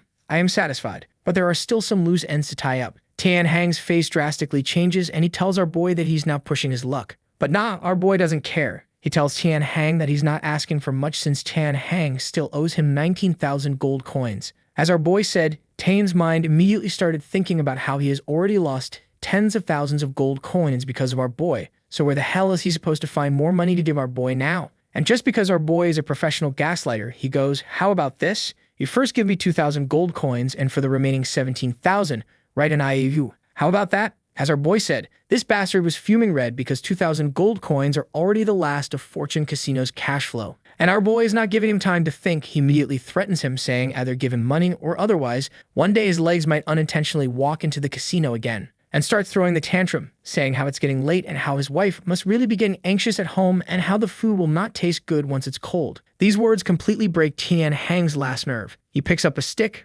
unable to bear it any longer, and swings it fiercely at our boy, aiming to crush his head. However, in reality, this is all just in Tian Hang's imagination. Again, this man needs therapy. Then one of his adopted sons hands him a note. Tian Hang sees the note's content. Agree to what Shen Lang said. Give him the money. The Count's family is strict. They will not tolerate the dirty money won from the casino.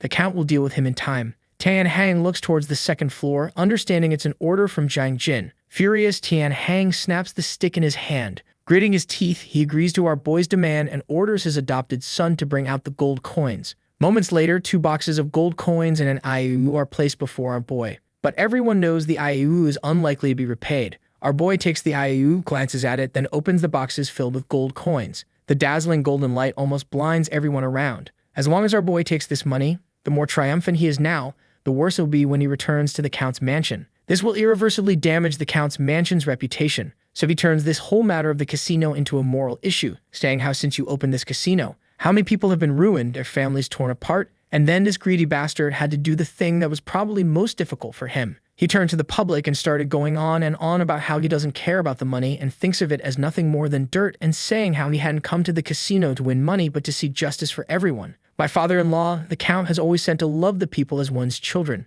Saying this, our boy grabs a handful of gold coins and scatters them towards the surrounding crowd. All will be given back to the people. Immediately, the crowd goes absolutely wild, scrambling for the gold coins our boy had thrown. Tian Hang watches the scene, his eyes nearly popping out. The man is truly about to explode. Not only did our boy force him to break his adopted son's legs, but he also used his money to win over the hearts of the people. This is not only an insult to his character, but also an insult to his intelligence. Tian Hang is already holding back frustration, and at this point, he can no longer bear it. He directly vomits blood from anger. Meanwhile, inside the casino, Zhang Jin witnesses the scene and is somewhat surprised by our boy's tactics. But the next moment, he curls his lips into a smile and turns to Mayor Lu and says, with the situation now so chaotic, "Isn't it especially easy for Shen Lang to suffer a sudden misfortune?" This ugly bastard clearly understands what Zhang Jin wanted to say. With the crowd fighting over the gold coins below, if a stampede occurs, it wouldn't be traced back to them. And if our boy accidentally gets trampled, it would seem like an accident. Plus, they'll get to blame the Count's mansion for this mishap since it was because of our boy that the stampede happened.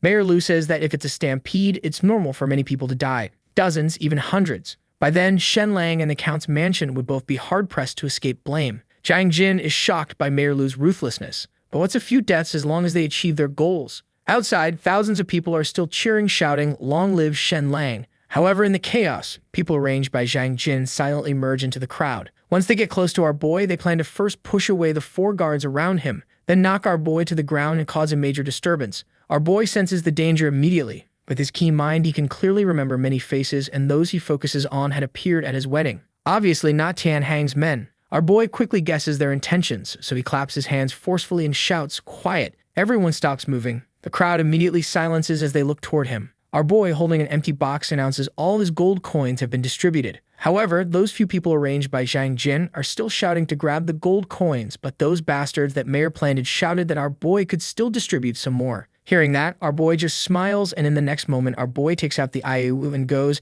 "I also do not want the 17,000 gold coins. This is all your hard-earned money, so I will hand over this IOU to the mayor, letting the mayor recover the debt for you to be used entirely for aiding the poor families of mythical Turtle City." Instantly, the crowd erupts in cheers. Seeing those few men still pretending to be part of the crowd and pushing towards him, our boy immediately runs towards the 2nd floor of Fortune Casino. He had used his X-ray vision earlier to see Mayor Lu was upstairs. At the same time, Mayor Lu upstairs is shocked. Our boy is actually dragging him into this. Just as he thinks of escaping through the back door, our boy has already reached the 2nd floor. He grabs Mayor Lu and brings him to the window, calling the countless people outside to look their way. In that instant, the few men outside cease their actions, daring not to cause any more disturbances. Then our boy hands the IOU to Mayor Lu in front of all those people and says that he may be a humble status, but the mayor, as the leader of this city, if he were to stand up to recover the debt for the countless poor, surely Tian Hang, that bastard, would not dare to default upon it. Man, our boy is really toying with these bastards now because hearing this, Mayor Lu is completely stunned.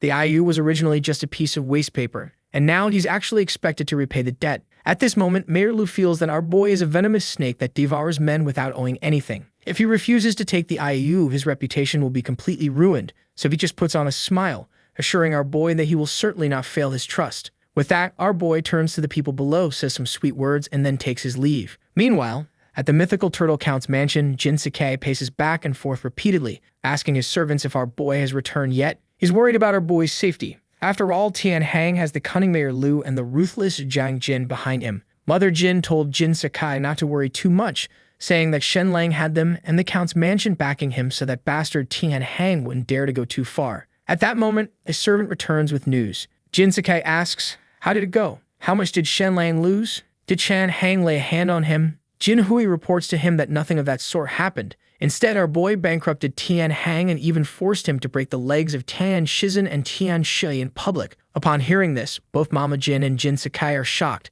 They couldn't believe how our boy, just one person, managed to deal with Tian Hang alone. The count then ordered Jin Hui to come to his chamber and tell him the whole report, and he did. He told him everything that happened, including our boy's tactical wit and ability to turn situations around. Jin Sakai is amazed by our boy's actions and relieved that he maintained the reputation of their count's mansion. However, he still wants to beat our boy up because today's situation, although our boy won, was too risky. Anything could happen, so he decides to discipline our boy a bit, fearing he'll become even more reckless in the future. Then we cut to some time after it's almost nighttime, and our boy returns to the mansion sneakily and looks around and sees that there is no one there, so he thinks that he was saved, but Jin Sakai has been waiting for a long time, and as he enters, he addresses him, saying that the gambling god is back. Our boy is instantly taken aback. Father-in-law, you dignified count actually hid behind the door to ambush me. Regardless, our boy quickly admits his fault, and Jin Sakai begins to loudly scold him. However, before he can say much, our boy bows again in apology, mainly acting obedient. Clearly, Jin Sakai doesn't want to let our boy off so easily, but our boy keeps admitting his mistakes, so Jin Sakai really didn't have much to say after that. At that moment, Mother Jin comes up to mediate, saying how our boy's intentions were good. Then, pretending to be angry, she says, Shen Lang, you must not go to casinos anymore, or I will have to punish you. After saying this, she shows concern for our boy and asks him if he is hungry. Jin Sakai is speechless. Is that it? You're usually quite strict with your own son, quick to discipline. Why do you soften up with your son-in-law? Annoyed and unable to let it go, Jin Sakai grabs our boy's hand, telling him, starting today, you are grounded again. You can move around inside the mansion, but you are not to step outside the count's mansion. Our boy is taken aback and then asks, what condition do I need to meet to be allowed out? Jin Sakai says flatly, none. When you've learned to behave and improve yourself, then you'll be released. Our boy is stunned again. Didn't expect that just one day out, though it was a spectacular day, would result in being confined again. Jin Sakai is actually doing it for our boy's own good. In case Tian Hang and his group really take drastic actions, it would be too late to protect him then. So deciding to be thorough, Jin Sakai orders everyone to keep an eye on Shen Lang. Everyone responds in unison. Our boy really feels like crying now. Today, the man was on a roll, dominating, only to come home and be put in solitary. Seeing our boy sulking, this old bastard is happy, but Jin Sakai still feels something is missing. Then we cut to some time after, and the Count's son is having his daily sessions with the whip, and the funny thing is that he doesn't even know why he is getting so much love. Well, we know it's all because our boy's clever and outstanding performance makes their own son seem even more foolish by comparison. On the other hand, when our boy returns to the courtyard, he finds Jin Mulan wearing a suit of armor. Curious, our boy asks Jin Mulan, why are you wearing armor at home? The answer he gets is that Jin Mulan was afraid something would happen to our boy and was ready to lead troops into the city to rescue him. Our boy is surprised at this and also feels warmed by it. He decides to help Jin Mulan remove the armor before they go eat together. Jin Mulan doesn't refuse, opening her arms to let our boy help her. After removing Jin Mulan's armor, our boy's breathing becomes somewhat rapid. Seeing Jin Mulan's snake-like waist, her powerful long legs, and her explosive figure, our boy is utterly fascinated. And man, can't blame the guy. She's hot. Our boy calmed himself down and thanked Jin Mulan, but she just shook her head and said it was nothing, then told him she was proud of what he did today, but warned him to think carefully before acting in the future. This bastard then wrapped his arms tightly around Jin Mulan from behind. Jin Mulan tensed up, feeling our boy so close to her. She got all red but didn't let it show on her face, but then this bastard decided to be brave, and Jin Mulan felt our boy's hands sliding down. Jin turned and grabbed our boy's hands and asked him exactly what he thinks he is doing. Our boy fired back, can't blame me for this. Your skin's too smooth. It made my hands slide down on their own. It was completely unintentional. And then he told her to chop his hands off the next time he does this. Hearing our boy's weak excuse, Jin Mulan just told him not to let it happen again. They got to the dining room and this bastard still hadn't learned his lesson. Jin Mulan grabbed our boy's hand and pressed it on the table. Looking at him, she said, maybe it's better if you didn't have this hand. Our boy asked her with a straight face, how do you take a man's words seriously? She sat aside and let our boy eat. After finishing the meal, Jin Mulan put her armor back on. Seeing this, our boy asked where she was going. Jin Mulan told him she was leading the cavalry to patrol the coastline. She waved her hand, said goodbye, and told him to stay at home and not cause trouble. Meanwhile, Fatty, who had received the loving mixed doubles punishment, was taking arithmetic lessons. Although the imperial examinations in the Great Kingdom didn't include arithmetic, noble families placed great importance on it because arithmetic was very practical and could also train the practitioner's thinking. The tutor was Xu Wenzhao, the most famous arithmetic master in mythical Turtle City, who also served as the chief steward within the Count's mansion, responsible for settling all financial and material accounts. At this moment, Fatty was very uncomfortable. His parents had beaten him without explanation, proved out so many whippings that he was wondering if he was even their son or just a stress-releasing doll. Xu Wenzhao said the reason Fatty was beaten was because of Shen Lang. Fatty was surprised. Su Wenzhao brought up our boy's previous image and told Fatty that because he was underperforming, his sister Jin Mulan had to marry that useless man. And today's beating was because Shen Lang went to the casino, and because they can't beat that bastard, they instead turned to Fatty. Hearing this, Fatty's face darkened. At that moment, Suan Xiao subtly signaled to a servant nearby. The servant told Fatty that today, he saw Bing crying secretly, and when asked, she wouldn't say why. He said that it could have something to do with our boy. The implication was that our boy had harassed Bing. This enraged Fatty, who always regarded Bing as a sister. He got ready to teach our boy a lesson. Hearing what Fatty was up to, Bing ran to our boy's room and told him that Fatty was looking to beat him up. Our boy was surprised to hear that he was standing there wondering if Fatty lost his mind. Bing suggested that our boy should go out and hide, and she'd go inform the Mama Jin, but nah, our boy took Bing's hand in his and told her not to worry, as he has a plan to deal with that fat bastard. Bing didn't believe him. She tried to push our boy away, worried that he'd really get beaten up.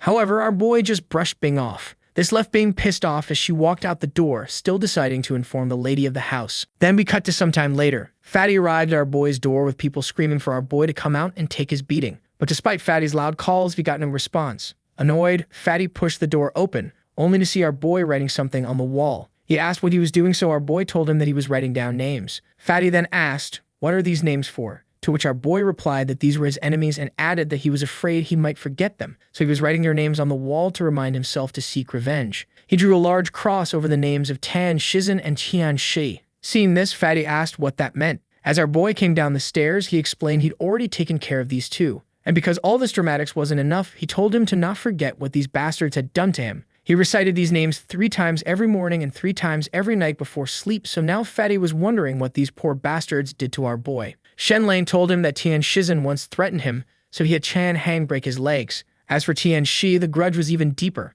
Not only did he threaten him, but he also pointed at his head. He hated nothing more than someone pointing at his head in this life. So both his arms and legs were broken. For a second, Fatty was shocked, thinking, is this bastard for real? Who holds a grudge? Just for that. Listening to all this, Fatty had realized that if he hit our boy, wouldn't he be torn to pieces by him? Then our boy's expression quickly changed and he asked Fatty why he was here. Now this bastard can't exactly say that he is here to bully our boy, so he just hit him with, "Oh, nothing much. I was just passing by." Our boy then asked him if he had heard that Fatty was coming here to beat him up. Fatty immediately went into damage control, asking who said that. Who dares to hit the Count's mansion's son-in-law? Then this bastard ran for his life, but nah, the moment Fatty ran out, he bumped into his most feared entity, his mother. Mother Jin grabbed Fatty by the ear and asked if what she heard was true, that Fatty had come here to bully our boy, and boy, she pulled the whip real quick. At this moment, our boy came out and protected Fatty, saying that Fatty was here just to have a chat with him, and nothing much. Seeing this, Mother Jin swung her hand and slapped the back of Fatty's head, saying how our boy was even trying to protect him.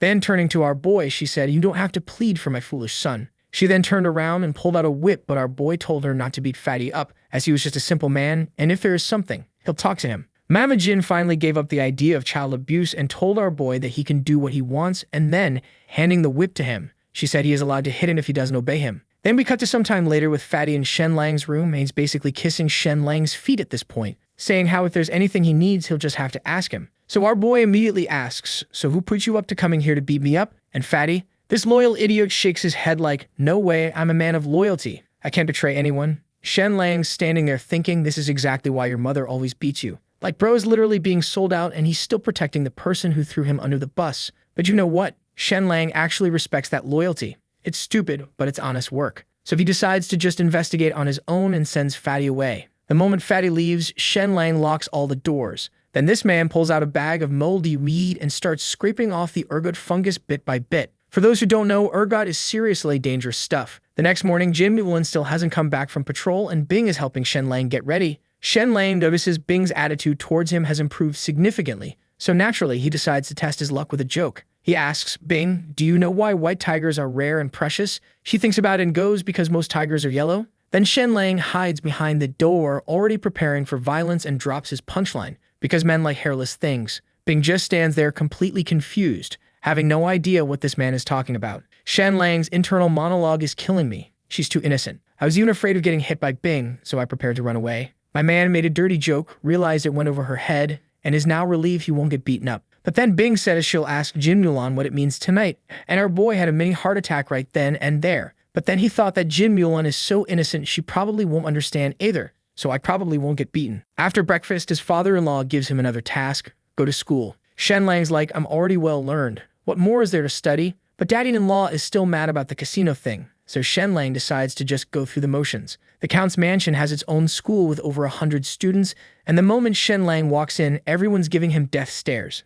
Why? Because he married Jin Mulan, the dream girl of literally every boy there. Some guys even surround him, ready to jump him, but Fatty comes through with a clutch save, putting his arm around Shenlang like, "This is my brother-in-law. Show some respect or I'll start hitting people." The group backs off, but they're still giving Shenlang the evil eye. Then class starts, and the old master does a pop quiz. He asks Shenlang about some classical text, and Shenlang just nails it, recites it perfectly, explains the meanings with ease. The old master, thinking Shenlang just got lucky, asks him more questions. Shenlang answers them all fluently. Some of his interpretations are so good they even exceed what the old master knew. The teacher's mind is blown. Internally, he is going, Shenlang is a genius. I must report this to the Count. We cannot allow Shenlang's talents to be buried. Everyone else in class is just sitting there shocked, because they all thought Shenlang was a useless pretty boy who got lucky marrying Jin Mulan. The scene shifts, and now we get to arithmetic class with Su Wenchao, and this bastard already doesn't like our boy and is side-eyeing him hard. Shenlang is confused. I've never even interacted with this person. Could it be jealousy like the others? But he's over 50. It's not likely he harbors fantasies about Jin Mulan. The class starts and Shenlang finds it incredibly dull. The content is literally elementary school-level stuff, so naturally he falls asleep. Su Wenchao immediately notices it and starts screaming at our boy. He even prepares to hit Shenlang's palms as punishment, and our boy is like an old man. Aren't others asleep as well? This confirms his suspicion he's being specifically targeted. He wonders why. Could Su Wenchao be related to one of Jin Mulan's 5 suitors? Su Wenchao grabs Shenlang's wrist to discipline him, and our boy tries to explain that he already knows what he was teaching, but nah, that old idiot isn't having it. He thinks that our boy was lying, so now it's 30 slaps and he'll have to kneel for 3 hours in front of Confucius. Shenlang looks at him coldly and says, I respectfully decline. The whole class is chishostekig. Su Wenchao's face goes red, blood boiling, and he slams his ruler on the desk so hard it breaks in half and starts screaming, Shenlang, you're ignorant and yet you dare defy your teacher. I'm going to report this to the Count's mansion. Then he storms out. Fatty goes pale and tells Shenlang that if Jin Sakai were to find out, he would get a good beating, but nah, our boy is not concerned about that. He asks Fatty, was it Su Wenchao who instigated you yesterday? Fatty shakes his head, playing dumb. No, I can't say. To say would be disloyal, but his face gives everything away. So Shenlang asks another question. Is he related to any of the 5 suitors Jin Mulan originally had? Fatty thinks about it and confirms, yes, he's the uncle of Wang Lan's cousin, also a distant relative of his mother. Boom. The mystery is solved. Su Wenchao is the uncle of Chief Clerk Wang Lan from the mythical Turtle City Mansion. If Wang Lan had married Jin Mulan, Su Wenchao could have advanced in his career. But then Shenlang showed up, married Jin Mulan, and blocked that entire path. No wonder this guy sees Shenlang as a thorn in his side. So Su Wenchao storms back with Jin Sakai, ready to watch Shenlang get absolutely destroyed. This teacher is out here accusing Shenlang of disrespecting his elders and tarnishing the Count's mansion's reputation, practically BGGAing Jin Sakai to beat the crap out of him. Meanwhile, Fatty's already cowering in the corner because he's used to getting his ass beat, but Shenlang? Nah, our boy isn't scared at all. Shenlang looks at his father-in-law and calmly says he respects teachers, but the content Su Wenchao was teaching was basic elementary stuff that he'd already mastered. He wasn't lying about knowing it already. Su Wenchao loses eight. To say what I taught was simple? Someone who spent 10 years in school and barely recognizes a few characters claims to have learned it all. Ridiculous and laughable. Then this confident bastard throws down a challenge. I'll give you 10 problems. You only need to solve 3. If you can't, you'll receive 30 strokes. Do you dare? Su Wenchao is sitting there all smug, already imagining Shenlang getting beaten bloody. After all, arithmetic isn't taught in other schools, so there's no way this pretty boy knows it right. Shenlang accepts, then hits him with what if I solve all 10 questions. Su Wenchao straight up laughs. Impossible. If you manage to answer all of them, I will publicly apologize to you. Shenlang immediately asks his father-in-law to bear witness. Su Wenchao starts preparing the questions, and you can tell he's trying to come up with the most difficult and possible problems. He's planning to make sure Shenlang can't solve any of them, so he has an excuse to beat him half to death. Then we cut to 1 hour later. Su Wenchao, having exhausted his entire brain trying to come up with impossible questions, presents them to Shenlang. He's got 1 hour to answer. Shenlang glances at the paper and his lips curl into a smile. Is this it? Bro, this man had a master's degree from his previous life. To him, these questions are like using a cleaver to kill a chicken, complete overkill. First question, how many grains of rice are held by 100 people? Shenlang is thinking, isn't this a primary school question? Solves it instantly. The second question uses equations. Still too simple for him. The third question is disguised as poetry, but it's just a math problem. Way too easy. Fourth, fifth, and sixth, none of them are even remotely challenging. He's breezing through like he's taking a kindergarten test. Then he gets to the last question and pauses. Now, this is interesting. It's actually a world-class math problem from his previous life. A regular person definitely couldn't solve it. The question asks how many rows can be formed if you plant trees 4 per row, and most people can only figure out maybe 14 to 16 rows. But Shen Lang, this absolute legend, can draw up to 23 rows, which would probably make Su Wenchao's head explode. Shen Lang quickly writes down all his answers. Not a single question stumps him. Meanwhile, everyone else is sweating. Su Wenchao is waiting to see Shen Lang get punished. Jin Sakai is worried Shen Lang is just scribbling nonsense, which would make it impossible to defend him later. He even has a servant call Mother Jin just in case things go south. The exam is supposed to take an hour. Not even 10 minutes pass before Shen Lang hands in his paper. Everyone's shocked. Jin Sakai and Su Wenchao, all of them are just staring. Su Wenchao grabs the paper to review it, and the moment he sees the first answer, his expression changes. It's correct. He checks the second question, also correct. Third through ninth, all paraphrased are correct. Su Wenchao's face is twisting like he's about to have a stroke. He can't accept that all his hard thinking resulted in questions Shen Lang solved like they were nothing. Shen Lang then asks, "Did I get them all right?" Su Wenchao immediately looks at the 10th question, convinced there's no way our boy could solve it. But when he sees Shen Lang's answer of 23 rows, his eyes nearly pop out of his skull. This teacher has spent over a decade on this problem and only managed 16 rows. He's standing there thinking, is Shen Lang human or a ghost? His entire pride is crumbling. Now, this bastard didn't want to admit defeat and lose face, so he just rips Shen Lang's paper to HRES, throws it on the ground, and STMPS on it while screaming, "What a mess you've made." It's utterly unbearable to look at. But Shen Lang just stands there unfazed. Why? Because this genius made 2 copies of his answers. He calmly hands the second copy to the old master for review. Su Wenchao panics. Jin Sakai steps in front of him to stop him from doing anything stupid. Su Wenchao knows he's finished, internally cursing Shen Lang's cunning. The old master, who's actually skilled in arithmetic, reviews everything from start to finish. When he gets to that last question, he's absolutely stunned. He looks at Shen Lang in shock, then Kanan yells to Jin Sakai and goes, "Congratulations, my lord, for having an arithmetic genius. I've never seen nor heard of such talent." The son-in-law's answers are all correct, and his mathematical skills far exceed the limits of these 10 questions. I am humbled by his prowess. He asks Shen Lang who taught him. And this cocky bastard with the most smug smirk goes, "I taught myself." Isn't arithmetic quite simple? Even though Shen Lang gave all the correct answers, Jin Sakai is standing there thinking he still wants to beat this kid up. Man is really being too much with that attitude. Just then our boy notices that bastard is trying to sneak away, so he turns to him and goes, "Yo, where do you think you're going? You just made a bet. Time to apologize." And man, Su Wenchao looks like he's about to spontaneously combust right there. This teacher cannot handle the L he's about to take. He wants to run, wants to pretend this never happened. But then Jin Sakai steps in, saying how a teacher must set an example, and before this bastard could come up with another excuse, Mother Jin just walked in and she added her 2 cents. One must take responsibility for their actions. A promise made must be kept. Seeing this, our boy is internally grinning because he knows exactly what just happened. Su Wenchao, he's actually a distant relative of Mother Jin. Basically her guy, her backer in the household. So when she publicly calls him out like this, she just slaps this man's face in front of the entire room. Su Wenchao is grinding his teeth so hard you can probably hear it across the courtyard. His face is flushed red. This man has to apologize to Shen Lang while everyone's watching and enjoying the show. I'm talking maximum humiliation here. He can't take another second of this, so he just turns and bolts, but you know he's harboring some serious resentment against our boy now. The students watching all this unfold are looking at Shen Lang like he just became their hero. But then Jin Sakai walks up with this stern face and goes, "Extend your hand."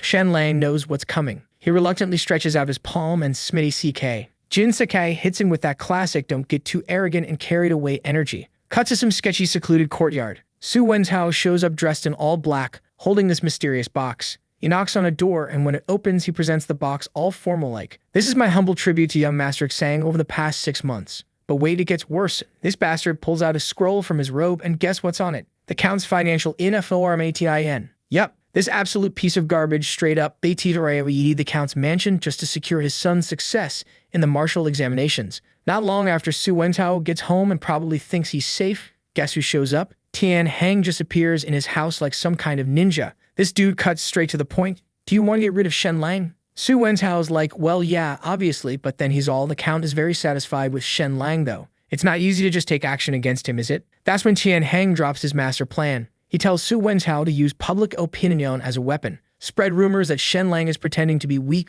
but actually has huge ambitions, make it look like Shen Lang's scheming for power while simultaneously making Su Wenchao look incompetent, create this whole narrative that Shen Lang wants to seize control of everything. Once everyone believes the story, Shen Lang can be taken down without any bloodshed. It's actually pretty clever in a super evil way. Su Wenchao agrees to collaborate. Meanwhile, outside the Countess's chamber, Shen Lang knocks on the door. And oh boy, the timing. Jin Sakai comes out looking absolutely furious. Can't this wait until Milu? That Mother Jin pinches Jin Sakai, and she asks what's so urgent. Shen Lang realizes what he just walked in on, apologizes awkwardly, then decides to just rip the band-aid off. I suspect Su Wenchao of embezzlement, and I want to examine his accounts. His annual salary is only 200 gold coins, yet his sons are walking around decked in gold and silver, and he owns like a bunch of properties in mythical Turtle City. Way more than what his salary could possibly afford. Jin Sakai slams the table. He doesn't want Shen Lang stirring up more drama. Clearwater harbors no fish. Basically the ancient Chinese way of saying everyone steals a little, just let it slide, man. But Shen Lang's not backing down. What if the embezzled money far exceeds your expectation and tolerance? Mother Jin asks if he has any evidence because you can't just go around accusing people without proof. And this is where Shen Lang pulls out his ace. He presents 2 account books showing Su Wenchao's corruption in black and white. And get this, he mentions these are just 2 of them. There's more. Jin Sakai is naturally curious about where Shen Lang even got these books from Su Wenchao's personal records. Shen Lang coughs lightly and goes, "Oh, I had Su Wenchao fetch them for me." The Count and Countess literally can't help but cover their faces. You can practically see them imagining how Shen Lang manipulated their naive son to basically steal from Su Wenchao's house. Mother Jin looks at Jin Sakai with that "we have to deal with this" expression. It's good to check. His status should be a concern. Jin Sakai agrees, but he's not stupid. He gives Shen Lang 3 conditions. First, Shen Lang must investigate alongside the old master. Can't go rogue. Second, whatever findings they discover must be brought to Jin Sakai first before any action is taken. Third, Su Wenchao isn't home right now, so Shen Lang must steal pull once he returns and cannot confront him directly. Jin Sakai truly doesn't want to be the villain here. After all, Su Wenchao served him for decades. There's history there. Shen Lang internally sighs, thinking, my father-in-law is too kind-hearted. Well, guess I'll be the villain then. Someone's got to do the dirty work. As Shen Lang leaves to start his investigation, Mother Jin embraces Jin Sakai with this look. Stop worrying. Let's go back to our room and continue what we were doing. Then we cut to the accounting office. Our boy walks in and is immediately still engaged. There are mountainous piles of account books everywhere, like floor to ceiling. The old master explains these are over 20 years of records while casually adding how it would take several months to go through them all, needing at least a dozen people. But you only have one night. Then he drops another bomb. The attendant who opened the door? He's Su Wenchao's trusted apprentice. By dawn, the news could reach Su Wenchao's ears. Once he returns, he'll take back control of the accounts. And the Count is lenient. He will not refuse him. Most people would look at this situation and go, yeah, we're screwed. But Shen Lang? This dude is going FAZE. Old master, just find me an assistant to help pick out the key account books. See, they could never have predicted Shen Lang's secret advantage. With his intelligence and modern accounting knowledge, the work that would typically require dozens of people, several months to complete, gets quickly sorted and summarized in his mind. He's basically running Excel spreadsheets in his brain. And when he starts crunching the numbers, the amount of Su Wenchao's embezzlement shocks even Shen Lang. His eyes almost pop out of his head like a cartoon character, and he goes, this bastard embezzled this much. So while Shen Lang's busy playing accountant detective, Su Wenchao gets a message from a servant and rushes back to the Count's mansion in full panic mode. He can't believe Shen Lang actually dared to audit his accounts. So this bastard shows up and immediately kneels before Jin Sakai with tears in his eyes, asking him, do you not trust me anymore? I've worked diligently for the Count's mansion for over 20 years. Now Lord Shen is auditing my accounts. Such actions are a huge insult to me. Then this drama queen threatens to crash into a wall to prove his innocence. Jin Sakai quickly stops him, and Su Wenchao collapses on the ground sobbing like someone killed his dog. I have been so ill. There's no one in the Count's mansion more loyal than me. If you still don't believe me, you can take out my heart and see. Jin Sakai sighs and tells Zhang Jin to call Shen Lang back and stop the audit, and this bastard is feeling smug, completely unaware of the fact that this is the beginning of his nightmare. Then this bastard starts running his mouth, telling Papa Jin how when he was in the city he heard rumors saying that Shen Lang harbors great ambitions. Rumors start spreading outside mythical Turtle City about how Shen Lang's planning to seize power, and he only pretended to be a fool in order to bag Jin Mulan. Jin Sakai becomes displeased because he's actually fond of Shen Lang. Sure, the kid causes trouble, but Jin Sakai can tell whether someone has evil intentions or not. As Su Wenchao continues speaking ill of our boy, he walks in. The moment Shen Lang walks in, Su Wenchao immediately starts accusing him of everything under the sun. But our boy just laughs lightly, walks up to Su Wenzhao and says something that makes this teacher's scalp tingle. Su Wenzhao, I never thought you could embezzle so much. Su Wenzhao is shocked internally but pretends to be calm and asks our boy what he means by that, so our boy just reveals the exact amount. He's doubting Shen Lang could audit over 20 years of accounts in one night. There's no way, right? Shen Lang states deliberately 30,000 gold coins. Su Wenzhao's eyes nearly pop out of his skull. Shen Lang loudly questions him. Su Wenzhao, have you no conscience? Can you justify the trust my in-laws placed in you? 30,000 gold coins could cover the Count's mansion's military salaries for a year. To put this in perspective, a normal family laboring for a year couldn't even save up 2 gold coins in a year. This man embezzled enough to run an entire military for a year. Jin Sakai is also utterly shocked. He knew Su Wenzhao was corrupt, but never imagined it was to this extent. Su Wenzhao, forcing himself to stay calm, kneels before Jin Sakai, alleging that Shen Lang is slandering him, acting like Shen Lang's pushing him towards death. Shen Lang tells him it's useless to shout, then angrily rebukes him. You've got some nerve, even daring to meddle with the military. The number of soldiers hasn't increased, yet expenses keep rising. Su Wenzhao replies that's because of the rise in prices. Shen Lang fires back. Then, where do the annually depreciated horses, armor, and weapons go? Su Wenzhao, trembling, says they were melted down and remade. And our boy just grins and goes, then why haven't I seen an increase in iron production? Instead, it's decreasing, and even the salt from the Count's mansion is diminishing. On the contrary, the production of sacks and bamboo frames has greatly increased. Why is that? Su Wenzhao can't answer, so Shen Lang answers for him. It's because Su Wenzhao used sacks and bamboo baskets to carry away the iron and salt. Su Wenzhao's sweating coldly from being questioned, but still refuses to admit it. He loudly argues that Shen Lang has no evidence. Shen Lang directly throws out an account book. This is what I made overnight. The account book allows Jin Sakai to clearly understand the expenditures and income, and he's shocked again. There's stuff like buying wine and taking kickbacks, among plenty of other corruption. The more Jin Sakai reads, the angrier he becomes. He asks Jin Zhang to bring the old master to verify if Shen Lang's account book is correct. A moment later, the old master looks at Shen Lang's work and is immediately surprised. He didn't expect Shen Lang to make this in one night. Then he confirms to Jin Sakai that Shen Lang's account is entirely accurate. Su Wenzhao's face turns pale. He knows he can't confess his guilt. He has to wait for those big figures behind him to save him. The gold coins he hid away are his lifeline. So he grits his teeth and denies everything, accusing Shen Lang and others of trying to slander him. Then he starts throwing a tantrum about how our boy just wants to eliminate those who are different. He wants to lay hands on the old folks of the Count's mansion, and how the accounts are all fabricated by Shen Lang. Without solid proof, I would rather die than submit. Seeing this, Jin wanted nothing but to beat this backstabbing bastard, but nah, our boy had other plans for this old idiot.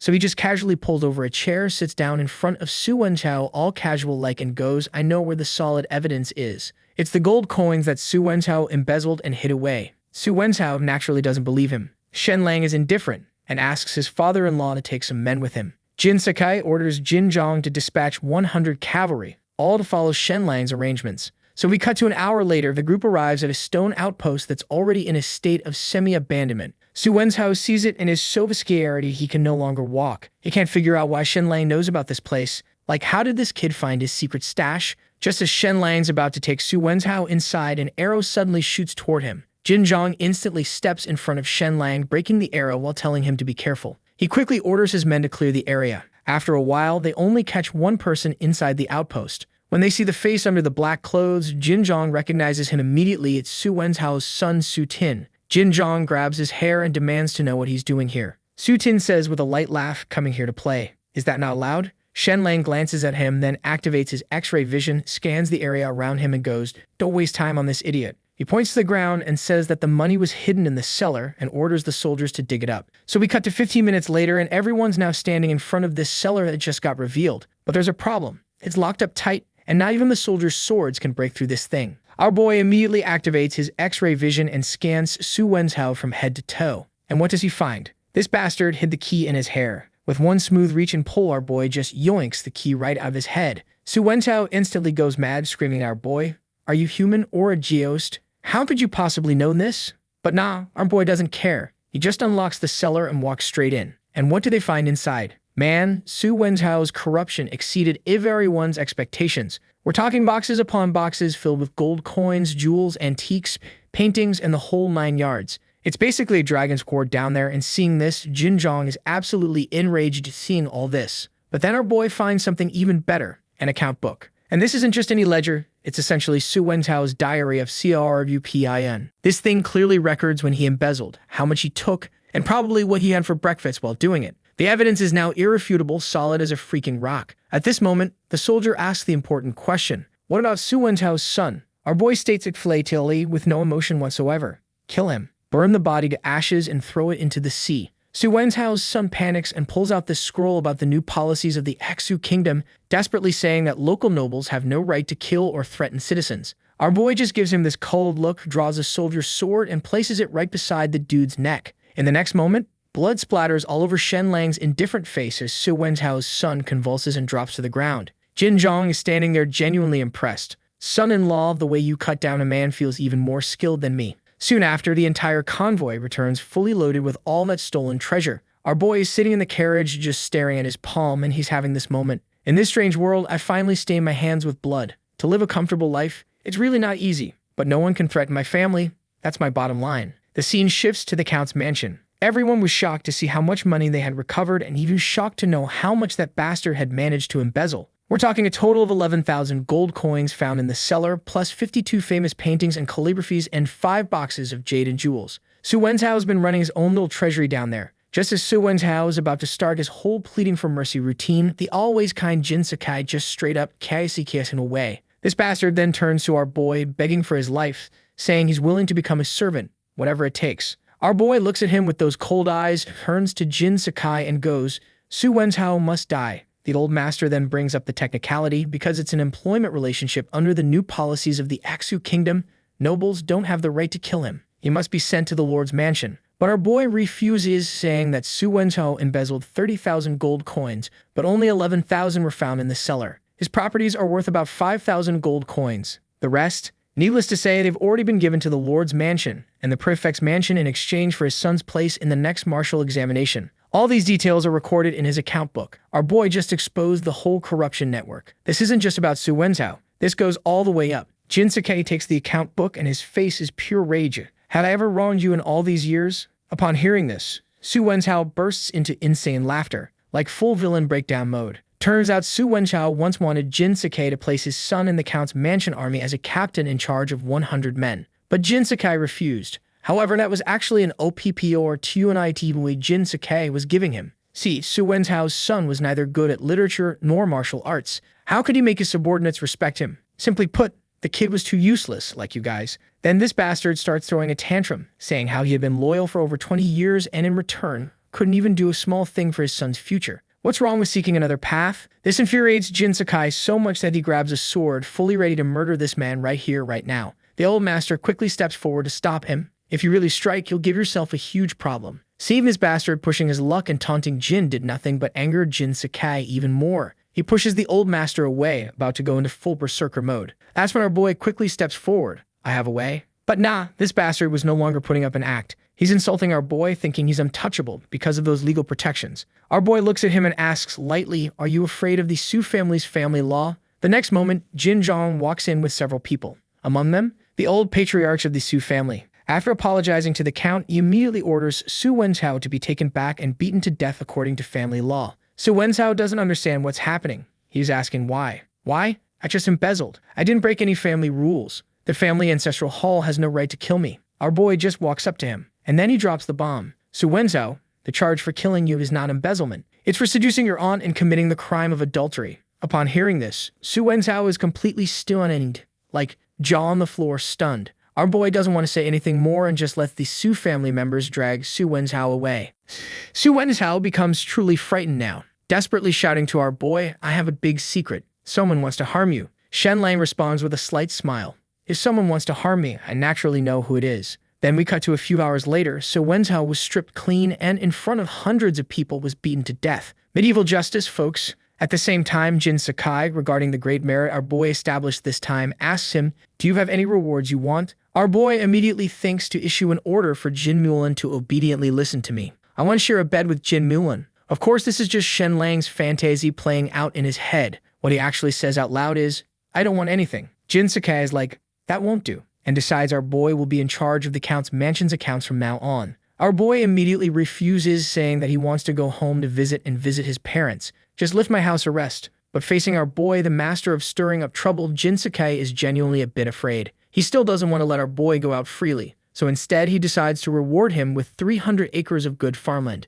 Just as our boy's about to say he doesn't want it and only wants his house arrest lifted, Jinsuke just says that he is tired and walks out, completely ignoring him. The scene shifts to the courtyard where Jin Mulan lives. Bing is attending to her as she bathes. Bing's all excited. Miss, the young master is really incredible, defeating and killing a big figure like Su Wenchao overnight. He even recovered more than 10,000 gold coins for the Count's mansion. Jin Mulan listens with satisfaction, but then she reminds Bing, from now on, no one in the mansion is allowed to talk about the young master killing Su Wenchao and the like. The reason Su Wenchao died is because he deserved to die. Bing zips her mouth to show she understands. Then Bing remembers something and gets excited, like curious. Oh, the young master told me yesterday that the white tiger is the most precious. Miss, do you know why? Jin Mulan's somewhat curious. How did you answer? Bing explains, I said it was because of the color of the tiger. But the young master said the white tiger is rare because they were hairless in particular spots and men like that. She adds that she thought he was just talking nonsense. What does the white tiger have to do with hair? Miss, what do you think? At this moment, Jin Mulan is taken aback. It seems she realizes something and she instantly blushes from ear to ear,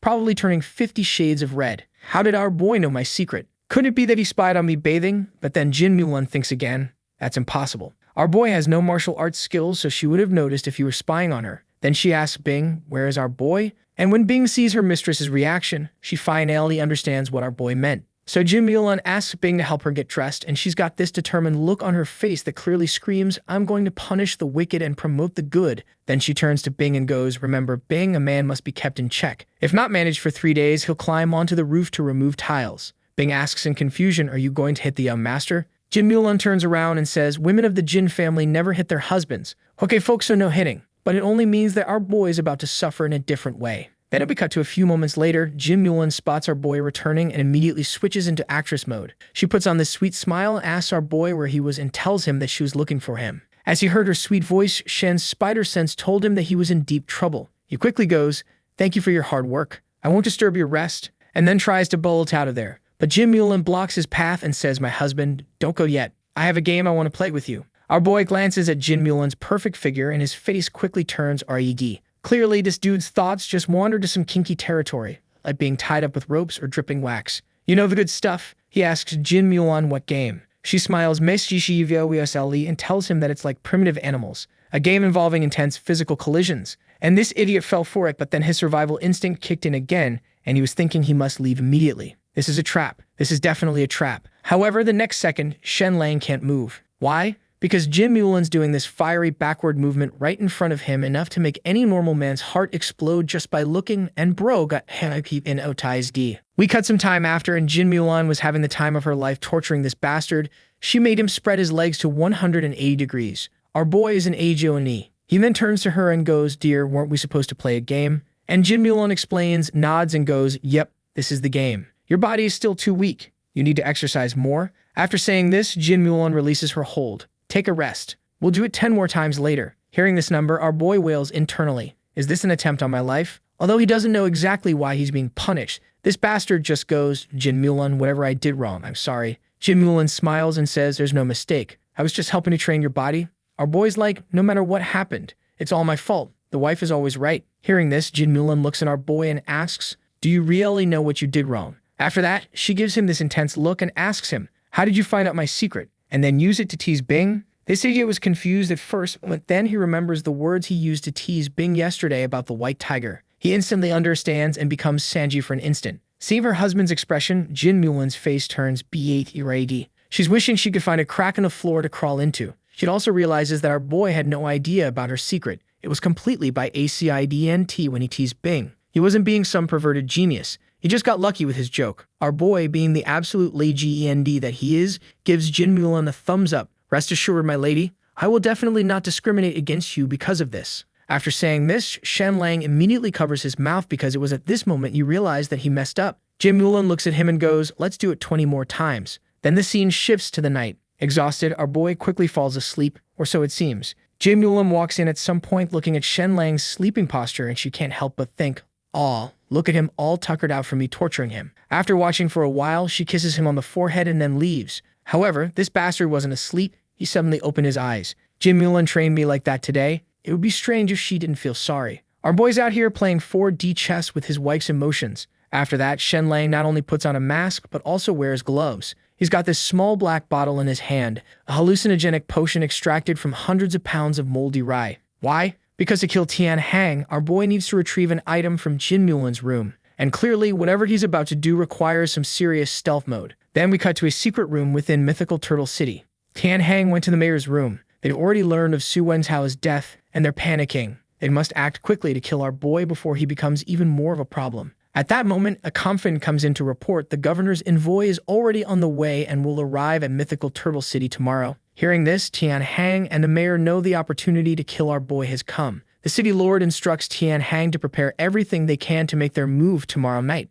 However, they were actually targeting the count's mansion as a whole. But since our boy's been causing too much trouble and exposing their corruption network, they decided to kill him first. The scene shifts to the next morning at the count's mansion. Jin Mulan gets up early to practice martial arts like the badass she is. After half an hour, she prepares to bathe. But when she arrives at the dressing room and looks around, something's wrong. She asks Bing, "Have you seen a set of blue cloth skirts?" Bing says no, and she's just about to help Jin Mulan look for it, when suddenly Jin Mulan's beautiful face fluoresces. She's obviously thinking of something and tells Bing, "Don't look for it anymore. It must have been left at the barracks and not brought back." So after breakfast, Jin Mulan's face is getting all red because she's trying to figure out how to tell our boy not to mess up her skirt too badly, but the words just won't come out. That's when our boy asks her if she wants a massage since she's been running around for 2 whole days. Jin Mulan's like, "Yeah, sure, why not?" and sits up all elegant, lifting her hair. Our boy sees that smooth, fair neck and internally goes damn, but catches himself real quick. He puts his hands on her shoulders and starts working his magic. Jin Mulan immediately lets out this comfortable moan because she didn't expect this dude to actually know what he's doing. And why wouldn't he? He tells her she's so tense, and Jin Mulan gets suspicious,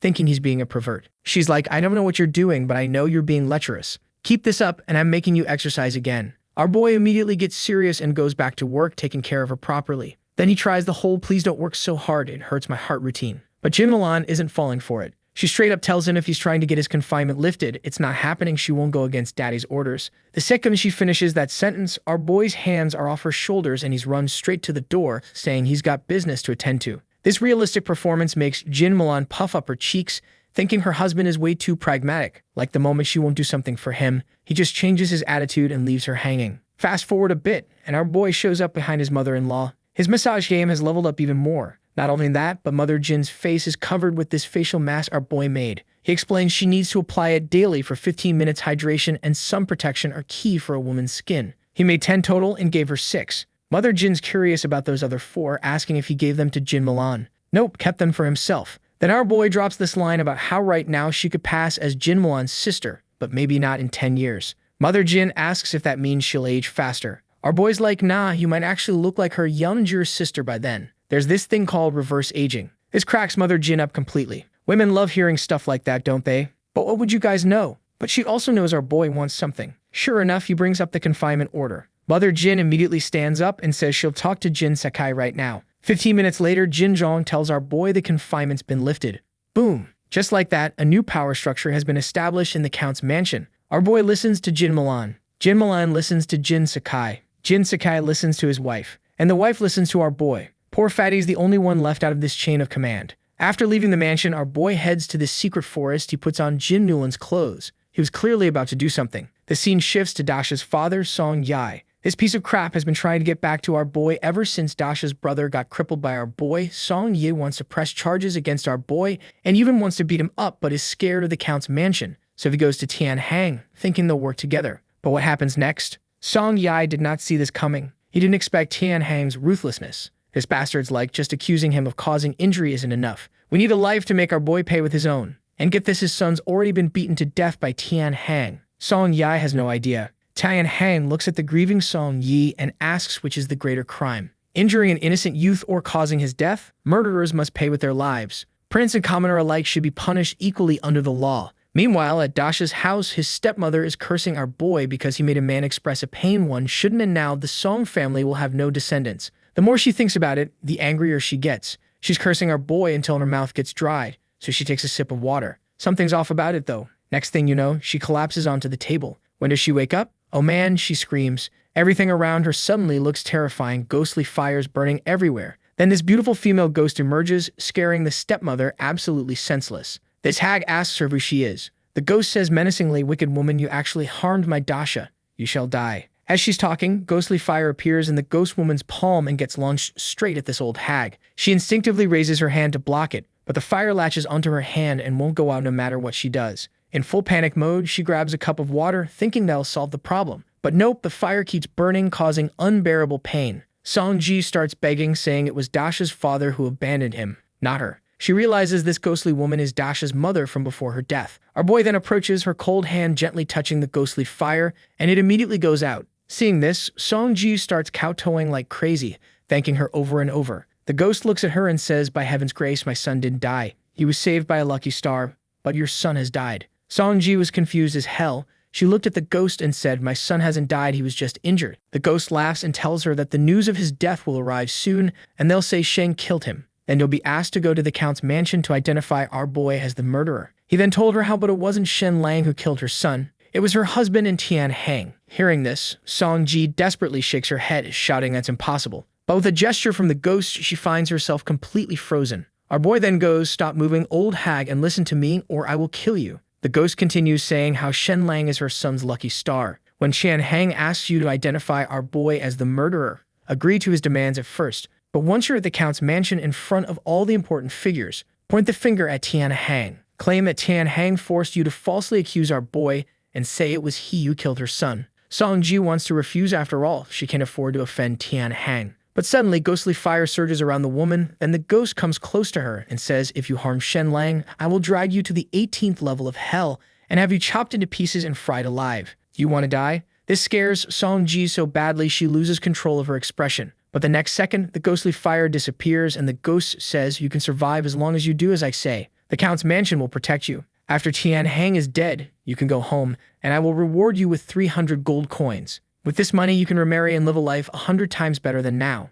Then the ghostly throws ghostly fire underneath Song-ji's bed. There's a down payment of 30 gold coins under there. After you identify Tian Hang, the remaining 300 gold coins will naturally appear again. Whether you live or die, whether you enjoy wealth and honor or suffer in the 18th level of hell, it's all up to you. With that, she disappears. When Song-ji wakes up again, her head is splitting with pain. But she notices burn marks on her arm, proving what happened wasn't a dream. She immediately looks under the bed, grabs a small shovel, and starts digging. What she finds leaves her stunned. Not only are there gold coins under the bed, but they're also encased in ice. She looks at the ice block and thinks to herself, "It's summer, where the hell did ice come from?" Moreover, there are words carved on the ice, which makes Song-ji even more convinced. She continuously kowtows to the ghost, promising to do as told. Then she finds the ice melting, which makes her extremely happy, believing it to be the ghost's response. Meanwhile, in a corner, our boy takes off the blue dress. He had used a hallucinogenic potion he made for Dasha's stepmother, white phosphorus for the ghostly fire, saltpeter for the icebox, and a silver needle to simulate that whole ghost pressing down on you feeling. Then this bastard looks at the sky and goes, "Well,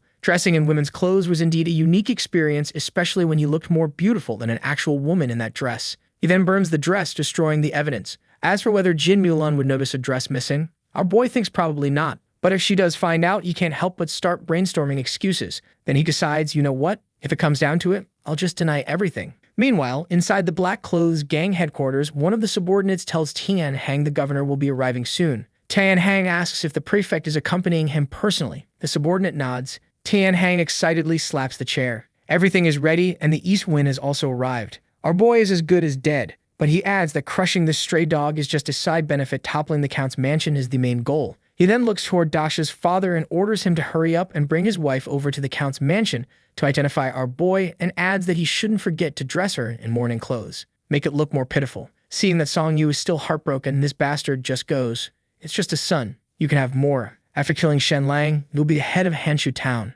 With these words, Song Ye lets go of his grief for his son, stands up, and thanks Tian Hang. So the scene shifts to Song Yi's house, and the old hag is just chilling on her bed when Song Yi walks in. He looks all sad and tells her that their son's dead. Dasha's stepmom immediately breaks down crying because she realizes that creepy ghost lady our boy was pretending to be wasn't actually lying to her. She's giving Song Ye this death stare already and wanted to kill this bastard. But Dasha's dad completely misreads the room and thinks all that hatred is aimed at our boy instead. After getting their stories straight with Tian Hang, they haul their son's coffin over to the Count's mansion. Meanwhile, at the mythical turtle Count's mansion, they're rolling out the red carpet for 2 VIPs. First up is Yan Wuji, this staff member from the governor's office, and then there's Zhang Chong, the ruler of New River County, and this Zhang Chong guy, he is an absolute legend. He single-handedly took down the local tyrant of East River County, and now he's been assigned to New River County to basically do the same thing. The Count's mansion are sweating bullets because they know exactly what that means. Jin Sakai and Jin Mulan personally come out to welcome these big shots.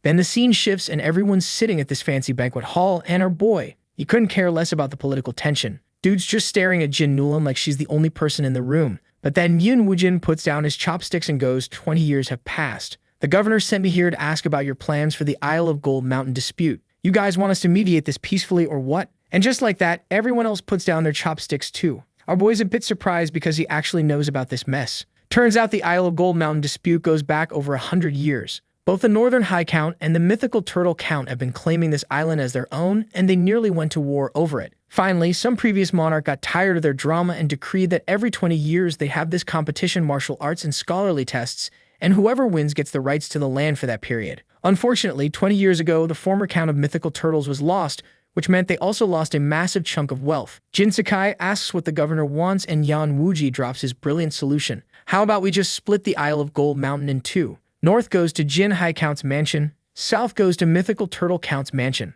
Our boy's sitting there like, bro, are you serious? Because everyone and their grandmother knows the main mineral resources and all the good stuff are in the northern half, while the southern half is basically just salty soil and beaches. As expected, Jin Sakai is pissed, but he keeps his composure like the dignified count he is and just says, let's drink. Yan Wuji doesn't really care. His job was just to show up and mediate on behalf of the governor, so mission accomplished in his book. Right then, they hear this massive commotion outside. You can hear thousands of people shouting to punish our boy and how he's a murderer who must pay for it with his life. And our boy, instead of being scared, he's actually excited. Dude's been waiting for this drama. Meanwhile, everyone else at the table is acting like they don't hear a thing, just continuing to eat and drink like nothing's happening. Our boy's thinking, truly like dignitaries, but he's also getting a bit anxious because if no one acknowledges this mob, the show can't start. He's literally thinking, if it comes to it, I'll have to take the lead myself. But then Fatty speaks up and goes, Shen Lang, I think there are people outside calling for you. The city lord sends someone to check it out, and not long after, Zhang Jin comes back to report that there are literally thousands of people outside the count's mansion. Jin Sakai isn't even alarmed yet, but the city lord is losing his mind, shouting, how dare they? Are they seeking rebellion? His subordinate explains that they're claiming our boy killed someone and they're here to seek justice. Jin Sakai is a bit stunned because he knows about the incident. He even sent money to Dasha's father to treat his son. Now the kid's supposedly dead, and Jin Sakai can already guess it's some bastard's doing. Mother Jin then pinches Jin Sakai, says, if you even think about abandoning our boy, you're sleeping on the couch for the rest of your life. Jin Sakai signals back that he won't and orders his men to let the people in. Shortly after, Tian Hang and Song Yi walk in carrying a coffin, and Song Ye immediately goes full drama mode. Looking at our boy, he cries out, scoundrel, return my son's life. Then he drops to his knees before the mayor, begging him to seek justice for him. What follows is this tearful complaint about how our boy bullied his son and beat him to death, and man, this bastard's acting is Oscar-worthy. Then he reveals his son's body, showing all these shocking wounds, and begs the lords to do the justice. At this point, Jin Mulan suddenly asks, when did your son die? Song Yi responds that he died the night after being beaten by our boy. Jin Mulan coldly asks, why didn't you come the same day? Why wait until now? Song Yi replies that he was afraid because someone claiming to be a confidant of the count came to him, gave him gold, and threatened to kill his whole family if he didn't keep quiet. Jin Sakai is absolutely pissed to hear that because he knows that it's a blatant lie. He even thinks that his years of caution have made people think the count's mansion no longer commands fear. The city lord asks if there's any evidence, and Song Yi shouts that there are witnesses. The city lord orders them brought in. These men walks in, and all of them say the same thing, that they saw our boy enter the house that day. The city lord looks at our boy and asks if he confesses to the crime. Our boy looks at him and says, I did enter Song Yi's home, but I didn't assault anyone. I was there and deliver silver. Dasha was my good friend. I made sure Song Yi fed him well every day. As he said that Song Yi told everyone that our boy was lying, saying our boy clearly kicked his son to death, and his wife can testify to that, so the mayor summoned his wife. The city lord asks her if she's sure of what she saw, and Song Ji nods, saying she witnessed it herself. Tian Hang starts laughing, thinking he's won, while Song Yi kneels down desperately, begging the city lord for justice. Tian Hang helps Song Ye up and then loudly cites the law of the kingdom. Murder is repaid with life. Even princes are subject to the same laws as commoners. Our boy must be punished accordingly. At this moment, the Black Clothes gang started repeating after him. Murder must be repaid with life. The city lord then looks towards the count and says that to investigate this matter properly, they have to take our boy back to the city. Jin Sakai is furious because if our boy's taken away, they could frame him however they want, and listening to all that bastard Tian Hang is grinning like an idiot, thinking that his plan worked, completely unaware of what was about to unfold in a moment. Because Song Ji suddenly points towards him and shouts, "It was Tian Hang who killed my son." She explains that originally Song Yai had kicked her son and injured him, but when he was taken for treatment, he was fine, only a minor injury, but then he suddenly died after this bastard came to their house. What she said took everyone by surprise. No one knew what to say anymore, especially Song Yai. This bastard is shocked and now staring dumbfounded at his wife like, "Woman, what are you doing?" The quickest to react is Tian Hang. Though he's initially confused as to why Song Yi's wife suddenly changed her story, the look in her eyes told him everything. He realizes he's in deep trouble, but then he sees our boy smile and realizes escape is not an option. Once the prey is caught, no one lets go. Tian Hang coughs and tries to play it off, asking the old hag if she is talking nonsense because she is grief-stricken. He then turns to Song Yu with the face of, "Hey bastard, control your women," but nah, she isn't having it. She once again starts shouting about how they were the ones who killed her son. She explains that our boy came to their house to deliver silver because he was worried Dasha wasn't getting enough to eat, and Song Ye immediately tried to silence her, asking what madness had gotten into her and whether our boy threatened her or offered her benefits. At this point, Mayor Liu realized that their plans were doomed if she continued with her story, so he warned Song Ji not to give false testimony and to consider the consequences carefully. This bastard sees his plan completely collapsing and decides to go all in, accusing Song Ji of lying and asking if Shen Lang paid her off or something. But then Song Ji bites her lip and drops the most nuclear bombshell possible. "My son was hitting puberty and getting curious about women, so he tried to peep on me while I was bathing." Song Ji caught him and beat his ass. This confession has everyone shook. Tian Hang standing there with his mouth open. Song Ji's confused as hell, and Jin Mulan's dying from secondhand embarrassment, like someone just told her parents about her browser history. Now Tian Hang's really desperate, so he starts choking,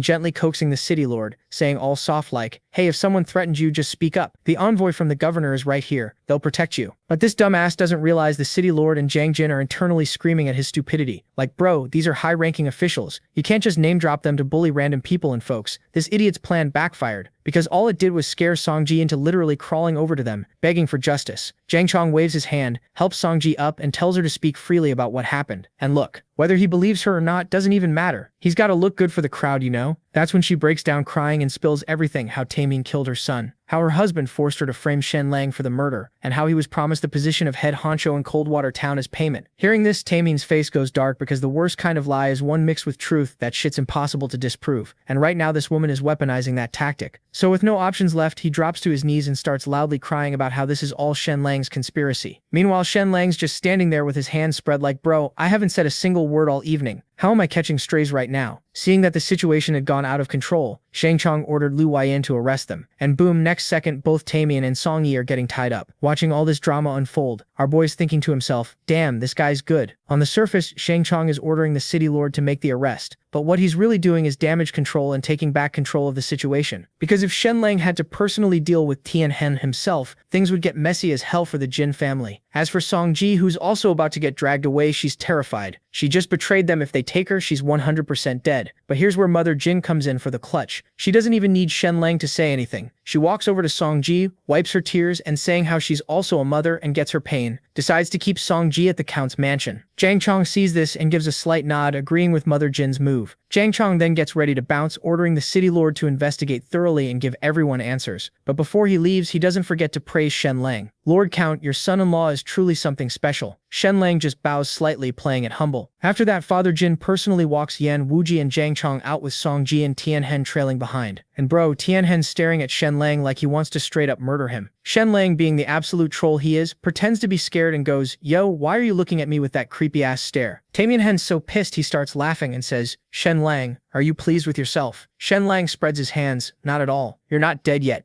What's there to be happy about?" Hearing this, Taemin laughs even harder. "Keep dreaming. Who's going to kill me? Getting thrown in jail is just for show. I'll be out in 3 days." And because Taemin Hen's getting a bit too hyped and they're worried about Shen Lang's safety, the Count's mansion guards pin him down. But even while being held down, Taemin Hen's still giving Shen Lang that smug look. Like, "Once I get out, I'm using every dirty trick in the book to end you." Shen Lang glances at Taemin Hen with this look, then flashes this ice-cold smile and says, "Taemin Hen, you're about to die." Taemin Hen is caught off guard and starts laughing again. "You must be dreaming." Even Lin Wine and the others at Shen Lang look like he just said the dumbest thing ever. Taemin Hen dying? Yeah, Yeah, right, what a joke. After they leave the Count's mansion, the act gets dropped real quick, and Tamian Heng gets untied. The city lord immediately asks Zhang Chong, so how should we judge this case, sir? But Zhang Chong doesn't respond, he just keeps walking. The city lord asks again, and Zhang Chong finally stops and goes, why did Taimei even show up tonight? Taimei kneels down to admit his mistake. There's bad blood between me and Shen Lang. I shouldn't have come tonight, but I couldn't help myself. I wanted to watch his downfall with my own eyes. Then this entitled prick turns to the city lord, hoping Zhang Chong would take him to the city lord's mansion for judgment instead. Yan Wuji, who's absolutely done with this nonsense, just boards his carriage without a word. Zhang Chong turns to Taimei and asks, do you really think you can flip this situation? Other people plan 3 steps ahead, while you're stuck thinking about what's right in front of you. Do you think Shen Lang just wanted to win tonight? Nah, he wants you dead. Taimei's confused. Even if Song Ji betrayed me, I can easily get out of this. But Zhang Chong cuts him off. Go kill Taimei.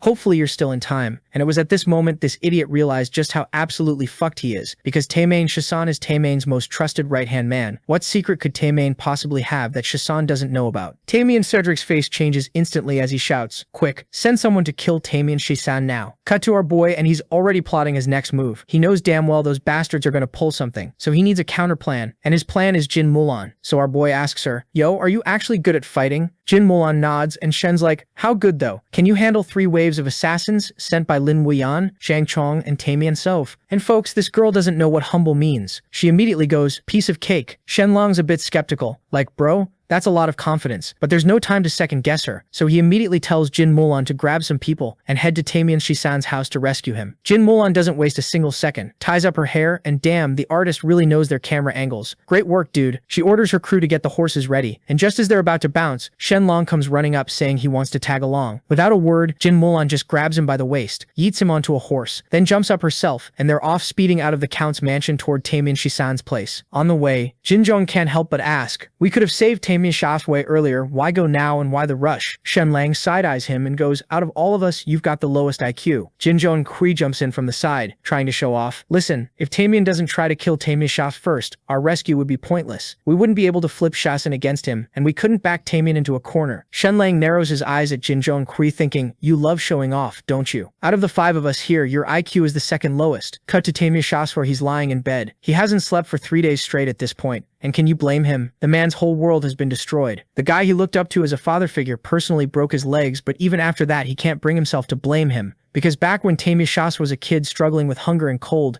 Taimei helped him out, which led to Shisan following him loyally ever since. He even turned down offers from Zhang Jin and the city lord because of his loyalty. Yet for some gambling bullshit, Taimei actually struck him down. But folks, what do you know? That bastard really did care for him. Taimei didn't completely follow Shen Lang's orders. He immediately got Shisan's bone set, gave his parents 100 gold coins, and promised revenge on Shen Lang. This somewhat patched up Taimei Shisan's broken heart. He convinced himself Taimei was forced into it and would never truly betray him. He was already imagining Shen Lang trying to bribe him with money and status to turn against Taimei Heng, and boy was he hyped for that moment. He had it all planned out in his head too. He's going to spit in Shen Lang's face first and call his dreams foolish. The next moment, Taimei Shisan's face goes pale as several figures in black show up, experts from the city lord's mansion and his former sworn brothers from the Black Clothes gang. Seeing them and realizing why they're here, Taimei Shisan immediately asks if Taimei Heng has sent them to kill him. They just slightly nod, knowing what's to come. Taimei Shisan begs his gang members to at least spare his parents, saying they don't know shit about anything. But they're like, nah, we got orders to wipe out everyone. Hearing that, Taimei Shisan loses it, screaming and asking them, why the hell do you have to drag innocent families into this? But they just kick him back down as his trembling parents get dragged forward, begging them to take their lives instead of their sons. Meanwhile, Taimei still can't understand why all of this is happening to him. So he asks these guys, why are you doing this? The guy holding his father replied, you know too much, Shisan. We can't take the risk. Hearing how that bastard Taimei Shisan was just using him, Shisan is heartbroken to the point that he straight up starts laughing like a maniac, but then he grabs his bedsheet and throws it towards the assassins, and somehow manages to take one of them down, even with busted legs. But that was all because the second guy stabbed him in the leg, pinning him to the ground, and at this point, Taimei Shisan has realized that he's not making it out of this alive, but he can't just do nothing and let his parents die. Meanwhile, his parents were still begging the assassins not to kill their boy. Seeing this scene, Taimei Shisan remembered the time when he went to kill our boy's parents, and he can't help but think if this is how our boy felt at that time too. Back to the present, the assassin was about to kill his mother. Then out of nowhere, Jin Mulan pulls up to the scene, and let me tell you, when she said she could handle these clowns solo, She wasn't just talking. This woman takes down all these assassins in seconds. Our boy Shenlong's just standing there watching his wife absolutely demolish these fools, and he's got this look on his face like he's watching the most beautiful thing in the world. The assassins who are still breathing take one look at her and immediately start backing up, putting their weapons away like, you know what? We didn't want this smoke anyway. Shenlong's standing there with the smoothest grin you've ever seen, feeling absolutely untouchable, when he hits her with the most out-of-pocket question. Babe, if we ever get into an argument, would you throw hands with me like this? Jin Molan just gives him this death stare, and that's when our boy notices Jin Zhong and the crew have formed this whole defensive formation around him. Meanwhile, Shen Lang's already moved on to flexing on the assassins, pointing at their necks all dramatic. Go back and tell Tian Heng to wash his neck and wait for me, because I'm coming for him. Now these assassins really want to wipe that smug-ass smile off Shen Lang's face, but they can't do jack about it. Why? Because our boy just secured Tian Shen Lang, and this man knows where all the bodies are buried. If Tian Shen Lang opens his mouth, Tian Heng is basically cooked, but there's nothing they can do right now. So they decide to dip, except when they get outside, yeah, all their lookout guys are dead. Shen Lang really said, no survivors, no witnesses, no problems. After everyone bounces, Shen Lang just stands there staring at Tian Shen Lang, who's crouched down trying to pull the sword out of his leg, but homeboy's arms have about as much strength as a wet paper towel, and that blade was deep, so it takes him a hot minute to yank it out. While he's doing this, Tian Shen Lang's brain is working overtime thinking, how's Shen Lang gonna try to recruit me? Money? Power? Protection? What's the play here? But nah, our boy Shen Lang just stands there in silence, and it hits Tian Shisan that our boy is his only way to survive. This mess is to pledge loyalty to Shen Lang. So what does this man do? He crawls over on his hands and knees and presses his forehead to the ground, pledging his undying loyalty. Shen Lang looks down at him and goes, alright, smart people don't need long-ass explanations. From now on, you're Shen Shisan. But folks, our boy isn't completely stupid. I mean, he is stupid, but not when it comes to trust. In the very next second, Shen Lang casually drops the most savage line. Oh, by the way, your parents are moving into my mansion now. Jin Molan's standing there like, did this man just take hostages and somehow make it sound like he's doing them a favor? But Shen Shisan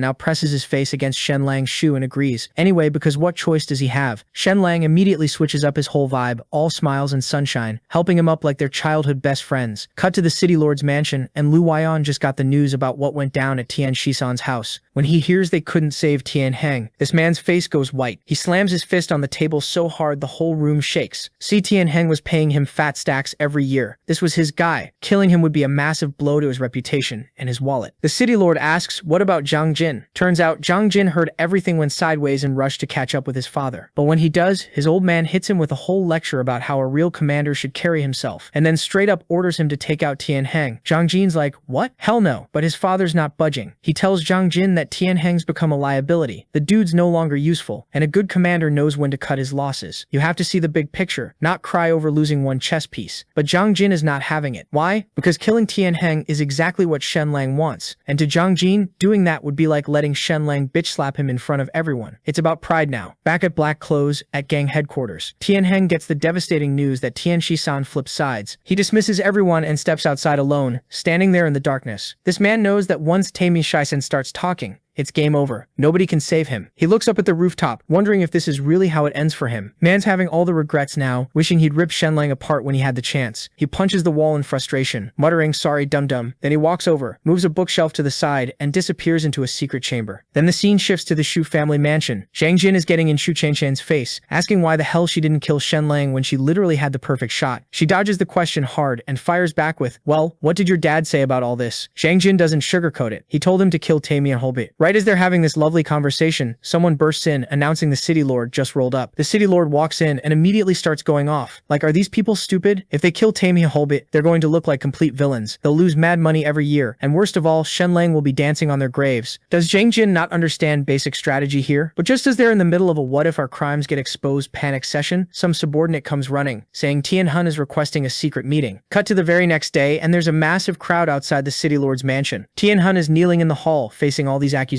And this absolute madman starts laughing like a psychopath, screaming at the top of his lungs how he'll go out with a bang and won't die like some pathetic dog. He's roasting everyone, saying these losers can't even beat Shen Lang, and they want him to roll over and die. Then right in front of hundreds of people, this man charges headfirst into a stone pillar and just straight up dies. Everyone's standing there with their jaws on the floor. The underworld boss of mythical Turtle City, the guy who controlled everything, who made it rain, money, who had the whole city in his pocket, just went out like that. Shen Lang gets the news immediately while he's in the middle of writing up Tamien's list of crimes. He tells Shisan they don't need that list anymore. But all of this feels so sudden to him. So he asks Shisan if Tamien had a body double. Shisan shakes his head, saying he's never seen or heard of one, but our boy is still not convinced. He thinks that Tamien isn't actually dead. He shares his theory with Jin Mulan, and she's like, wait, what? The people who gather intel for our family are super careful. There's no way they mess this up. But Shenlang breaks it down for her. Look, Tamien shouldn't have died in public. He should have been secretly executed. Think about it with Shisan defecting to them. Tamien knew all the dirty secrets that implicate a bunch of powerful people. If that stuff got exposed during a trial, everyone would be screwed. But with Tamien dead, everything's buried. That's why it makes zero sense that his execution was public. Jin Mulan's brain starts clicking into place because she realizes the City Lord's mansion has the right to execute prisoners, but it has to be verified by the governor's mansion, and that back and forth takes at least 2 weeks. So the best way to handle this would have been to make Tamien commit suicide in prison. That's exactly what Shen Lang's saying. Tian Hen should have died in prison. Quietly, but instead he died in full view of hundreds of people. Like his death was meant to be a whole-ass performance for them to witness. Shen Lang then asks if Tian Hen's body is still here. Jin Mulan personally escorts him to see it. But when they get to the body storage, Shen Lang is one step too late. Tian Hen's body's been burned, turned into charred remains, completely unrecognizable. But our boy Shen Lang doesn't panic. He whips out his X-ray vision and scans the entire body. Within seconds, he detects something off about the corpse, and he just starts laughing like a maniac, saying this is even better, and it'll be way more satisfying to kill him with his own hands. Jin Mulan standing there stunned, obviously catching on that Shen Lang saying Tian Hen isn't actually dead. Shen Lang turns to her with that cocky-ass grin and says to join him tonight to watch a good show. But Jin Mulan's had enough of his incredibly narcissistic ass and just turns around to leave. Shen Lang hurries after her like a puppy. Meanwhile, in some secret room within mythical Turtle City, in Shu Chenchen's hands is a wooden mask, and the inside of this thing is coated with straight-up sulfuric acid. She hands it to Tain Hun to use for disfiguring himself. Flashback to a day earlier, the secret passage Tain Hun entered led straight to his brother's room. Turns out his brother had some intellectual challenges, and Tain Hun just needed to bring him some tasty food to make him super happy, completely unaware it was his last meal. Then Tain Hun asked his brother to show him some martial arts moves. His brother stood up, got into position, and started practicing punches indoors. Suddenly he threw a punch at the wall next to him, instantly creating this deep hole. Tain Hun praised him because even though his brother was simple-minded, he was a straight-up martial arts prodigy. The dude's got the mind of a child, but can punch through walls like they're made of paper. Then Tain Hun asked his brother to strip down with him, revealing that their body shapes were exactly the same. Even the scars on their bodies matched perfectly. Knowing his simple-minded brother liked to imitate him, Tain Hun said he wanted to see how well he could mimic him. His brother immediately dropped the smile on his face, transforming from a fool into this sinister underworld figure, looking even more like Tain Hun than Tain Hun himself. So Team Heng taught his brother a few specific phrases. The exact phrases Team Heng said when he supposedly died by crashing his head into that pillar. So the one who actually died was just Team Heng's brother mimicking him. The real Team Heng was preparing to completely change his appearance, so he could take his revenge on Shen Lang later. As Team Heng presses the sulfuric acid-coated mask against his face, his skin immediately starts sizzling, but this psychopath merely twitches slightly. Zhu Qinxian, watching this whole thing, can't help but admire how absolutely ruthless this man is. Then Team Heng stands up and walks outside. Lu catches on quick, asking if he's going to take his revenge now. Team Heng grits his teeth and says Shen Lang didn't wait to get his revenge, so why the hell should he wait? He wants his beloved parents to disappear from this world. Lu Yan doesn't say much, just tells Team Heng to go ahead without worry since they've already prepared a scapegoat for him. So with his face already completely disfigured by the mask, Team Heng heads towards Shen Lang's parents' home. Upon arriving outside the house, he's already changed his hair to blend in. He can hear the breathing of 3 people inside. After confirming the count with one gentle slice, the door latch silently breaks. After entering Shen Lang's home, Tian Heng sees 3 people on the bed, and this man's thinking one thing he wants: Shen Lang to regret being his enemy for the rest of his life. After that, Tian Heng walks into the bedroom and starts going absolutely feral, slashing Shen Lang's mom and his dad, and then when he gets to the little brother, he thinks, nah, the sword's too quick, and actually picks up a stick to break the kid's legs first before stabbing him. And just to really sell how far gone he is, he starts laughing, like genuinely cackling to himself, and then the door opens. Shen Lang walks in. Tian Heng doesn't even hesitate. He grabs the knife and goes to finish the job, still pretending to be Song Yi. So our boy told him to drop the act, as he already knows that the dead body they found wasn't his. Shen has already figured out what happened. Tian Heng used his own brother as a body double, sent him to die in his place without a second thought. Shen Lang looks him dead in the eyes and basically goes, "You are genuinely one of the worst people I have ever met." And how did Shen Lang figure it out? The needle. The one inside Tinya's body was bent from years of use. The one in the corpse, perfectly straight. That's it. Hen is internally screaming. Then Shen Lang goes, "Bring him in," and they push through the door, this absolutely horrifying sight. It's Song Yi, face melted off by sulfuric acid. Shen Lang turns to Tinyos and just goes, "So, your scapegoat's gone. What now?" And Tinyos, to his credit, doesn't even try to lie anymore. He just starts laughing again and says, "Doesn't matter. Everyone you love is dead. I killed them all tonight, and you couldn't do a damn thing about it. How does it feel, Shen Lang?" Does it hurt? Shen Lang's response? He picks up a torch and tosses it into the room. Why don't you take a look at who you actually killed? Tinyos holds up the torch, looks at the bodies, and is absolutely stunned. Because of the people in that room? Not Shen Lang's family. It's Tinyos' own wife. What, his butler? His son? Man, he murdered his own family and spent the last 10 minutes gloating about it. Shen Lang just stands there going, yeah, they kind of had it coming though. Spent years doing evil on your behalf. Karma's funny like that. Now Tian Heng is furious. He's about to charge at Shen Lang and die on his feet when he notices something. Standing next to Shen Lang is a woman, gentle looking, soft, holding a child, and Tian Heng completely short circuits. See, here's the thing about Tian Heng. His actual wife married him for money, and he knew it and didn't care. His official son barely registered the kid existed. But this woman, this quiet, kind woman, and her child, that was the one thing Tian Heng actually gave a damn about in this world. His illegitimate family, the people nobody knew about, and Shen Lang found them. To his credit, Shen Lang is not using them as a threat. He straight up tells Tian Heng, I'm not you. I don't hurt innocent people. I just want you to know you have zero leverage and zero options, which honestly makes it so much worse for Tian Heng because there's nothing left to fight for and nowhere left to run. So Tian Heng does the only thing he can. He rips the melted skin off his face and says he's heard that Jin Mulan is supposed to be this incredible fighter. He'd like to test that personally and challenge her to a match. Jin Mulan doesn't even flinch and agrees. Then they step outside for the match. Tian Heng charges, sword out, full power, screaming like he's about to end the whole world. Jin Mulan takes one step, glides to the side, and by the time Tian Heng realizes he just swung at empty air, there's already a sword wound through his chest. Tian is on the ground now, bleeding out, and in his final moments, he actually gets a little reflective. He thinks about when he and his brother were kids, taken in by some old escort master, training in the freezing cold, and getting punished for messing up their forms. Thinks about how they threw it all away over a box of treasure. How one decision turned them into fugitives and set off this entire chain reaction. He doesn't even regret it. He's just a little sad. And folks, you would think that it is the end, but nah, because as this bastard is about to drift off peacefully into the afterlife, Shen Lang crouches down and starts bitch slapping him. He's like, hey, I went through a lot of trouble to kill you. You owe me something before you go. Tansel can barely believe this is happening to him, but does our boy care? Nah. He continues with the slap, saying how he went through hell to track down Tansel's son. Tansel tried anything funny, but he's willing to take care of the kid and raise him right, as long as Tansel gives him something useful before he dies. Tansel calls him every name in the book, but then slowly he tells him there's a cellar at Snow White Villa. Lord Liu's secret stash of gold is buried there.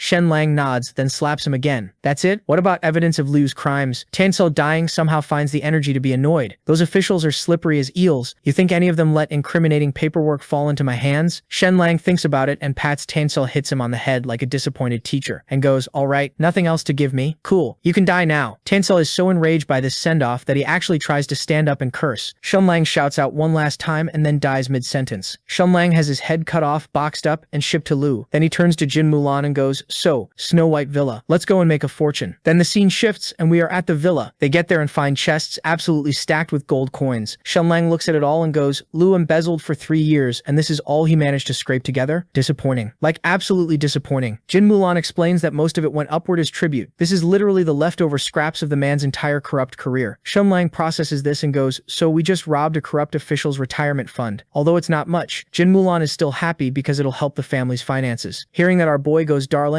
are we really short on money? Jin Mulan got angry, explaining how after losing Jinshan Island, the Jin family was barely managing as it was. Plus that bastard Xu Wenzhao was bleeding them dry. And to make matters worse, the previous count was a kind person, which is just a polite way of saying that dude was an absolute idiot who didn't know about finances and as a result left behind a mountain of debt. And Jin Mulan's father has been quietly paying it off ever since. Back to the present, and Shen Lang has the mischief look. You know that look that means that he's cooking something evil, and Jin Mulan already knows and is already tired. Cut to the idiot's house, and this bastard is waiting to hear the good news from Tan Haikru. Just then a servant comes with a box in hand telling Liu that Tan Hakes has sent it. Liu, already anticipating what's to come next, orders them to open it, and in there is the gift Shen has sent him. Tan Hake's severed head. Before he could process it, another servant rushed in to report that all the gold at Snow White Villa had been stolen. Liu looks like he's about to leave his body entirely. Then they hand him a note. It reads, the person who robbed the gold was not Shen Lang. Back at the Jin Manor, Shen Lang is sitting there with a big red brush, crossing Tan Hake's name off his enemy list, going, one down. Barely even tried. Life is good. Jin Mulan is staring at him, thinking, what led me to marry this idiot? Then he adds Liu's name to the list for good measure. The man did make him a wanted criminal, after all. And then, because Shen Lang simply cannot help himself, he climbs up a ladder, looks down at Jin Mulan, and yells, I'm jumping. Catch me. He leaps, arms out, expecting to land in her arms or on her two giant assets, but nope, because the next second he was standing straight on the ground, thinking to himself, what the hell happened? The scene shifts, and we see Shen Lang trying to convince his parents to pack up and relocate closer to the Jin mansion. mansion. Now normally this man's parents listen to everything he says, but today they're not budging. They are giving him all the excuses of how it will look bad if they stay at their Jin Mulan's house. Luckily, Shen Lang came prepared and brought his secret weapon, Jin Mulan. And look, when Jin Mulan starts talking sweetly to your mom, what's she going to do? Say no? She folded in like a minute, so now the whole family's moving. Shen Lang is standing there watching Jin Mulan work, and his feelings for this woman are just growing by the second. Cut to the Jin mansion and her whole vibe shifts. She turns back and tells him how few of her clothes are missing, and asks him if he knows something about that. As he hears that alarm bells are going off in this man's head because he knows one wrong answer ends his life. He's got two options: lie and say he never saw them, or confess knowing that he's going to get caught. So he decided to just own it. Jin Mulan, who already knew it was him, is actually impressed by the honesty. Then she asks him to return them because she needs that outfit for mulberry picking. And now the real panic sets in because he can't return what no longer exists. So once again, he's got two options again: admit he burned them or admit he wore them. Both options make him sound unhinged. He picks the lesser evil and goes, "My love, I was restless. I couldn't stop thinking about you. I did something unspeakable with your dress. I was so ashamed that I burned it, and now you can kill me if you want. Slash me, do whatever, I won't even frown." Jin Mulan is standing there completely speechless because this man committed a weird act and is somehow being righteous about it at the same time. She doesn't even go that hard on him, just tells him not to destroy clothes in the future because the mansion hates waste. Then she leaves him a bottle of medicine, tells him to take care of his health, and walks out. Shen Lang looks at the medicine bottle, reads the name, and completely misreads the situation. After Shen Lang's victory over Tianheng, the Count's mansion enters a peaceful stretch, and a few wild things happen during this downtime. First, Jin Mulan goes out for mulberry picking, and casually outperforms 100 workers by herself, pulling in several £1,000s solo. Meanwhile, Shen Lang has been grounded by his father-in-law, who has correctly identified that this man is a walking disaster and cannot be left unsupervised. Shen Lang tries to argue his way out, and his father-in-law just pulls out a whip, and that's the end of that conversation. So now he's stuck outside, lying around watching sunsets and thinking about Desham and how his injuries healed, but the dude still hasn't woken up. So now he's got nothing to do, and just then Binger shows up with an invitation. Our boy takes a look at it and is surprised to see that the invitation is for Xu Qinchen's engagement party. He just goes back to his room, stares at his wall of enemy names, and has a moment of self-reflection. He's been slacking, comfort made him soft, and meanwhile the woman who wronged him is out here throwing a grand engagement party, while his own wedding was a rushed, low-budget affair. The imbalance is eating at him, so he does what any reasonable revenge-obsessed protagonist does and starts plotting. He identifies Xu Qinchen's two most valuable assets: her family's silk business and her carefully crafted socialite reputation. He decides the reputation goes first. Right on cue, Fatty shows up to our boy's room ready to show off the medieval porno. He's managed to get his hands on, and Shen Lang's eyes light up immediately. A plan is forming. He turns to Fatty and immediately goes for the kill shot and asks him if any beautiful girls like him. Jin Wukong is devastated by the question. Shen Lang, never missing a beat, tells him he knows exactly why they don't, starting with the fact that he's not handsome. Multiple stab wounds to the ego, but then he dangles a solution: co-author a book with him, get it popular nationwide, and watch the fans roll in. Jin Wukong, now fully starry-eyed, agrees, and so Shen Lang begins dictating a story about a shameless silk merchant and his scandalous daughter, a very thinly veiled hit piece on Xu Qinchan. Fatty isn't foolish, he figures out exactly what's happening, but beautiful girls are on the table, so he keeps writing. By the end, he's transcribed the whole thing, and Shen Lang's reputation assassination is officially in motion. So now that the writing's done, Shen Lang isn't finished. This man personally takes on the illustration duties, and let's just say the drawings were a lot for the time period. Jin Wukong takes one look and immediately gets a nosebleed. And honestly, I can't blame the guy. And Shen Lang, he's standing there absolutely full of himself, loving every second of the praise. But Jin Wukong starts getting nervous because the female protagonist in these illustrations looks suspiciously like Xu Qinchan, like uncomfortably close. He brings it up, and Shen Lang just waves it off. So the two of them get into a proper workflow. Shen Lang drawing, Fatty writing, and with 25 days to go before Xu Qinchan's engagement ceremony, they finish the whole thing. They title it Boundless Romantic Affairs and slap the pen name Rogue Scholar with a rice smile on the cover. Jin Wukong is genuinely delighted with the name and promises to get it to the printers first thing tomorrow. But then he gets a little shy, starts rubbing his hands together, and asks if he can maybe borrow the manuscript tonight, just to read. Shen Lang hands over the illustrations without a word and tells him not to get them dirty, adding something about how staying up late isn't good for his health. Fatty grabs it and sprints out the door. Shen Lang watches him go with a smirk. Shojin Chan, your time is coming. Then, not long after, there's frantic knocking. Jin Wukong bursts back in, looking absolutely battered, bumps all over his head, screaming that his dad is coming to kill them both. Turns out Fatty got so absorbed in reading that he didn't notice his father walk in. Jin Sakai saw the whole manuscript. Shen Lang's jaw drops. He looks at Jin Wukong and goes, please tell me you didn't get so sucked into reading that you completely missed your dad walking into the room. Jin Wukong covers his face with one hand and silently runs away. Shen Lang is left standing there trying to process just how catastrophically awkward that scene must have been, and now wondering how to survive a very angry father-in-law. An hour passes, then another,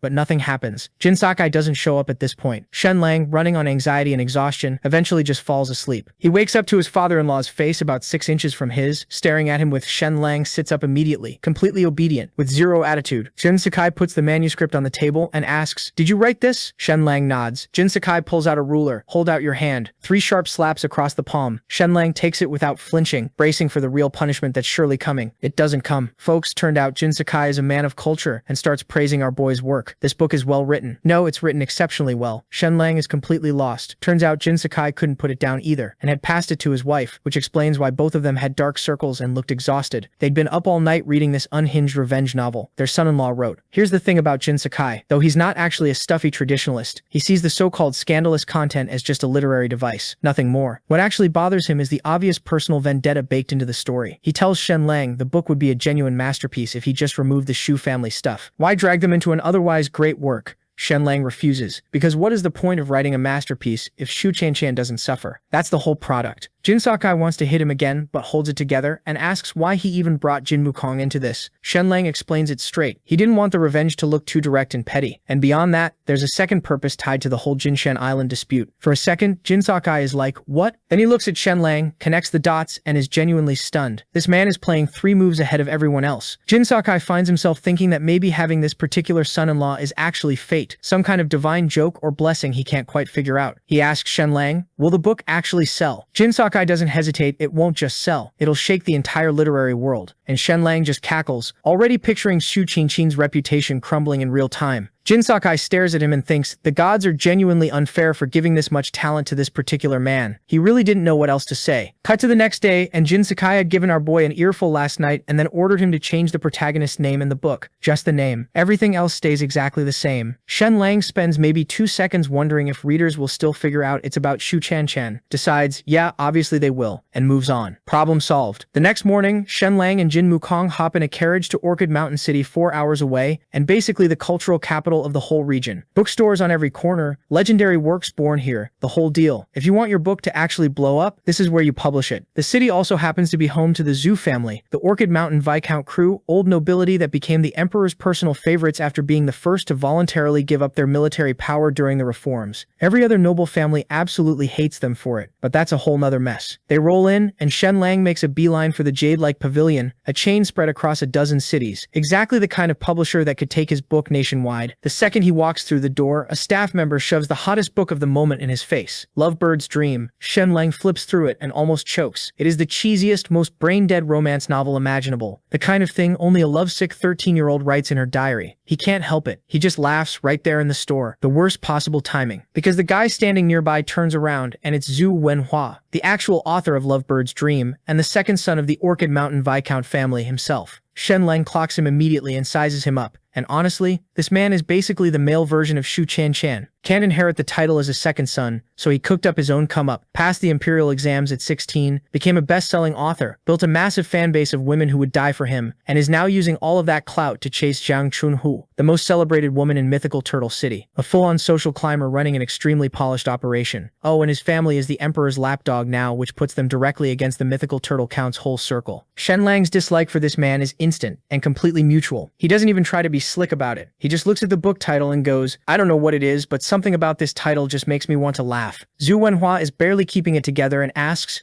who the hell this guy even is. Before Shen Lang can open his mouth, Jin Wukong loudly announces both their names. The second Zhu Wenhua hears them, his whole expression shifts. He'd been looking for a way to score points with Jiang Chunhu, and these 2 idiots just walked in and gift-wrapped the opportunity. So he goes in hard, calls them the twin disgraces of their noble families, and mocks Shen Lang as a vain, uneducated pretty boy that Jin Muolan only ended up with because she had literally no other options. Shen Lang's response? He just agrees, completely deadpan. Yep, uneducated pretty boy living off a hard-working woman. That's me. Then he turns around and hands his manuscript to the shopkeeper, telling him to take a look and give an honest opinion. The shopkeeper doesn't want to offend the Count's mansion, but he's also not expecting anything impressive from 2 obvious dandies, so he takes it, planning to skim politely and move on. He does not move on. The more he reads, the more his face changes. The writing, the psychological depth, the way it cuts into human nature and tears society apart. The literary references, this is stuff that established, celebrated authors would struggle to pull off. The shopkeeper is genuinely stunned. And then he rejects it anyway, because Zhu Wenhua pulls him aside and makes it crystal clear, publish that book and Lovebird's Dream walks off your shelves forever. The shopkeeper is stuck between a masterpiece he can't deny and a fan base he absolutely cannot afford to lose. He makes the business call, apologizes, and tells Shen Lang to try somewhere else. else. Our boy takes the rejection like it's nothing. Jin Wukong, on the other hand, grabs the shopkeeper by the collar and looks ready to commit a crime. Shenlang has to physically pull him off because, honestly, he already has a plan and it never involved asking nicely for shelf space. The whole strategy was always to blow up so fast and so loud that he just stepped over every celebrated author in the country on the way up. Zhu Wenhua just volunteered to be the first stepping stone. The problem is Zhu Wenhua's reach goes further than expected. By the time they've hit every major bookstore in Orchid Mountain City, every single door is shut. His influence locked them all down. Shenlang doesn't even blink. He takes Jin Wukong down a side street to a tiny beat-up little bookstore, where the owner's some guy named Deng Shan. Now this guy Deng Shan is a man of genuine culture and taste. He actually sits down, opens the manuscript and reads it, and within minutes this man is fully gone, completely lost in Shenlang's story, just vibing in his own little bookstore. When Shenlang tells him he wants to publish it, Deng Shan does the same thing everybody else did. His jaw drops and he declares it borderline miraculous, especially with the illustrations. Jin Wukong leans over and cuts straight to it. So you're publishing it or what? Deng Shan says yes, before the sentence even finishes. Jin Wukong squints at him. Bro, you skimmed like 4 pages. You're calling it a masterpiece off of that? And Deng Shan just looks at him with the calm of a man who has read 10,000 books and is done arguing about it. Certain sections hit different. Most books never make you feel anything. This one did. That's a masterpiece. So Jin Wukong asks the obvious question. Isn't he scared of getting blacklisted by Zhu Wenhua's whole camp? Deng Shan just stares at him. Should a man who sells stuff of culture be afraid of a boycott? Jin Wukong's eyes go full saucer. You sell what? Shenlang has to step in and do the honors. Don't underestimate this man. Deng Shan runs a distribution network across 20 cities spanning 4 or 5 provinces. That's bigger than the Jade Lake Pavilion. He's moving serious volume through channels the fancy bookstores don't even know exist. The man sells erotica on an industrial scale. He is not scared of Zhu Wenhua. Deng Shan says confidently he can move over 3,000 copies, but our boy isn't happy about that number. He wants more. Plus, he's got one specific request. He wants the book to drop on the exact same day as Lovebird's Dreams' next volume. And then he wants to bury it. Deng Shan starts sweating a little. Lovebird's Dreams' first volume sold 4,600 copies, a genuine blockbuster. His own best Spring Palace album topped out at 2,700. And Shenlang's book is,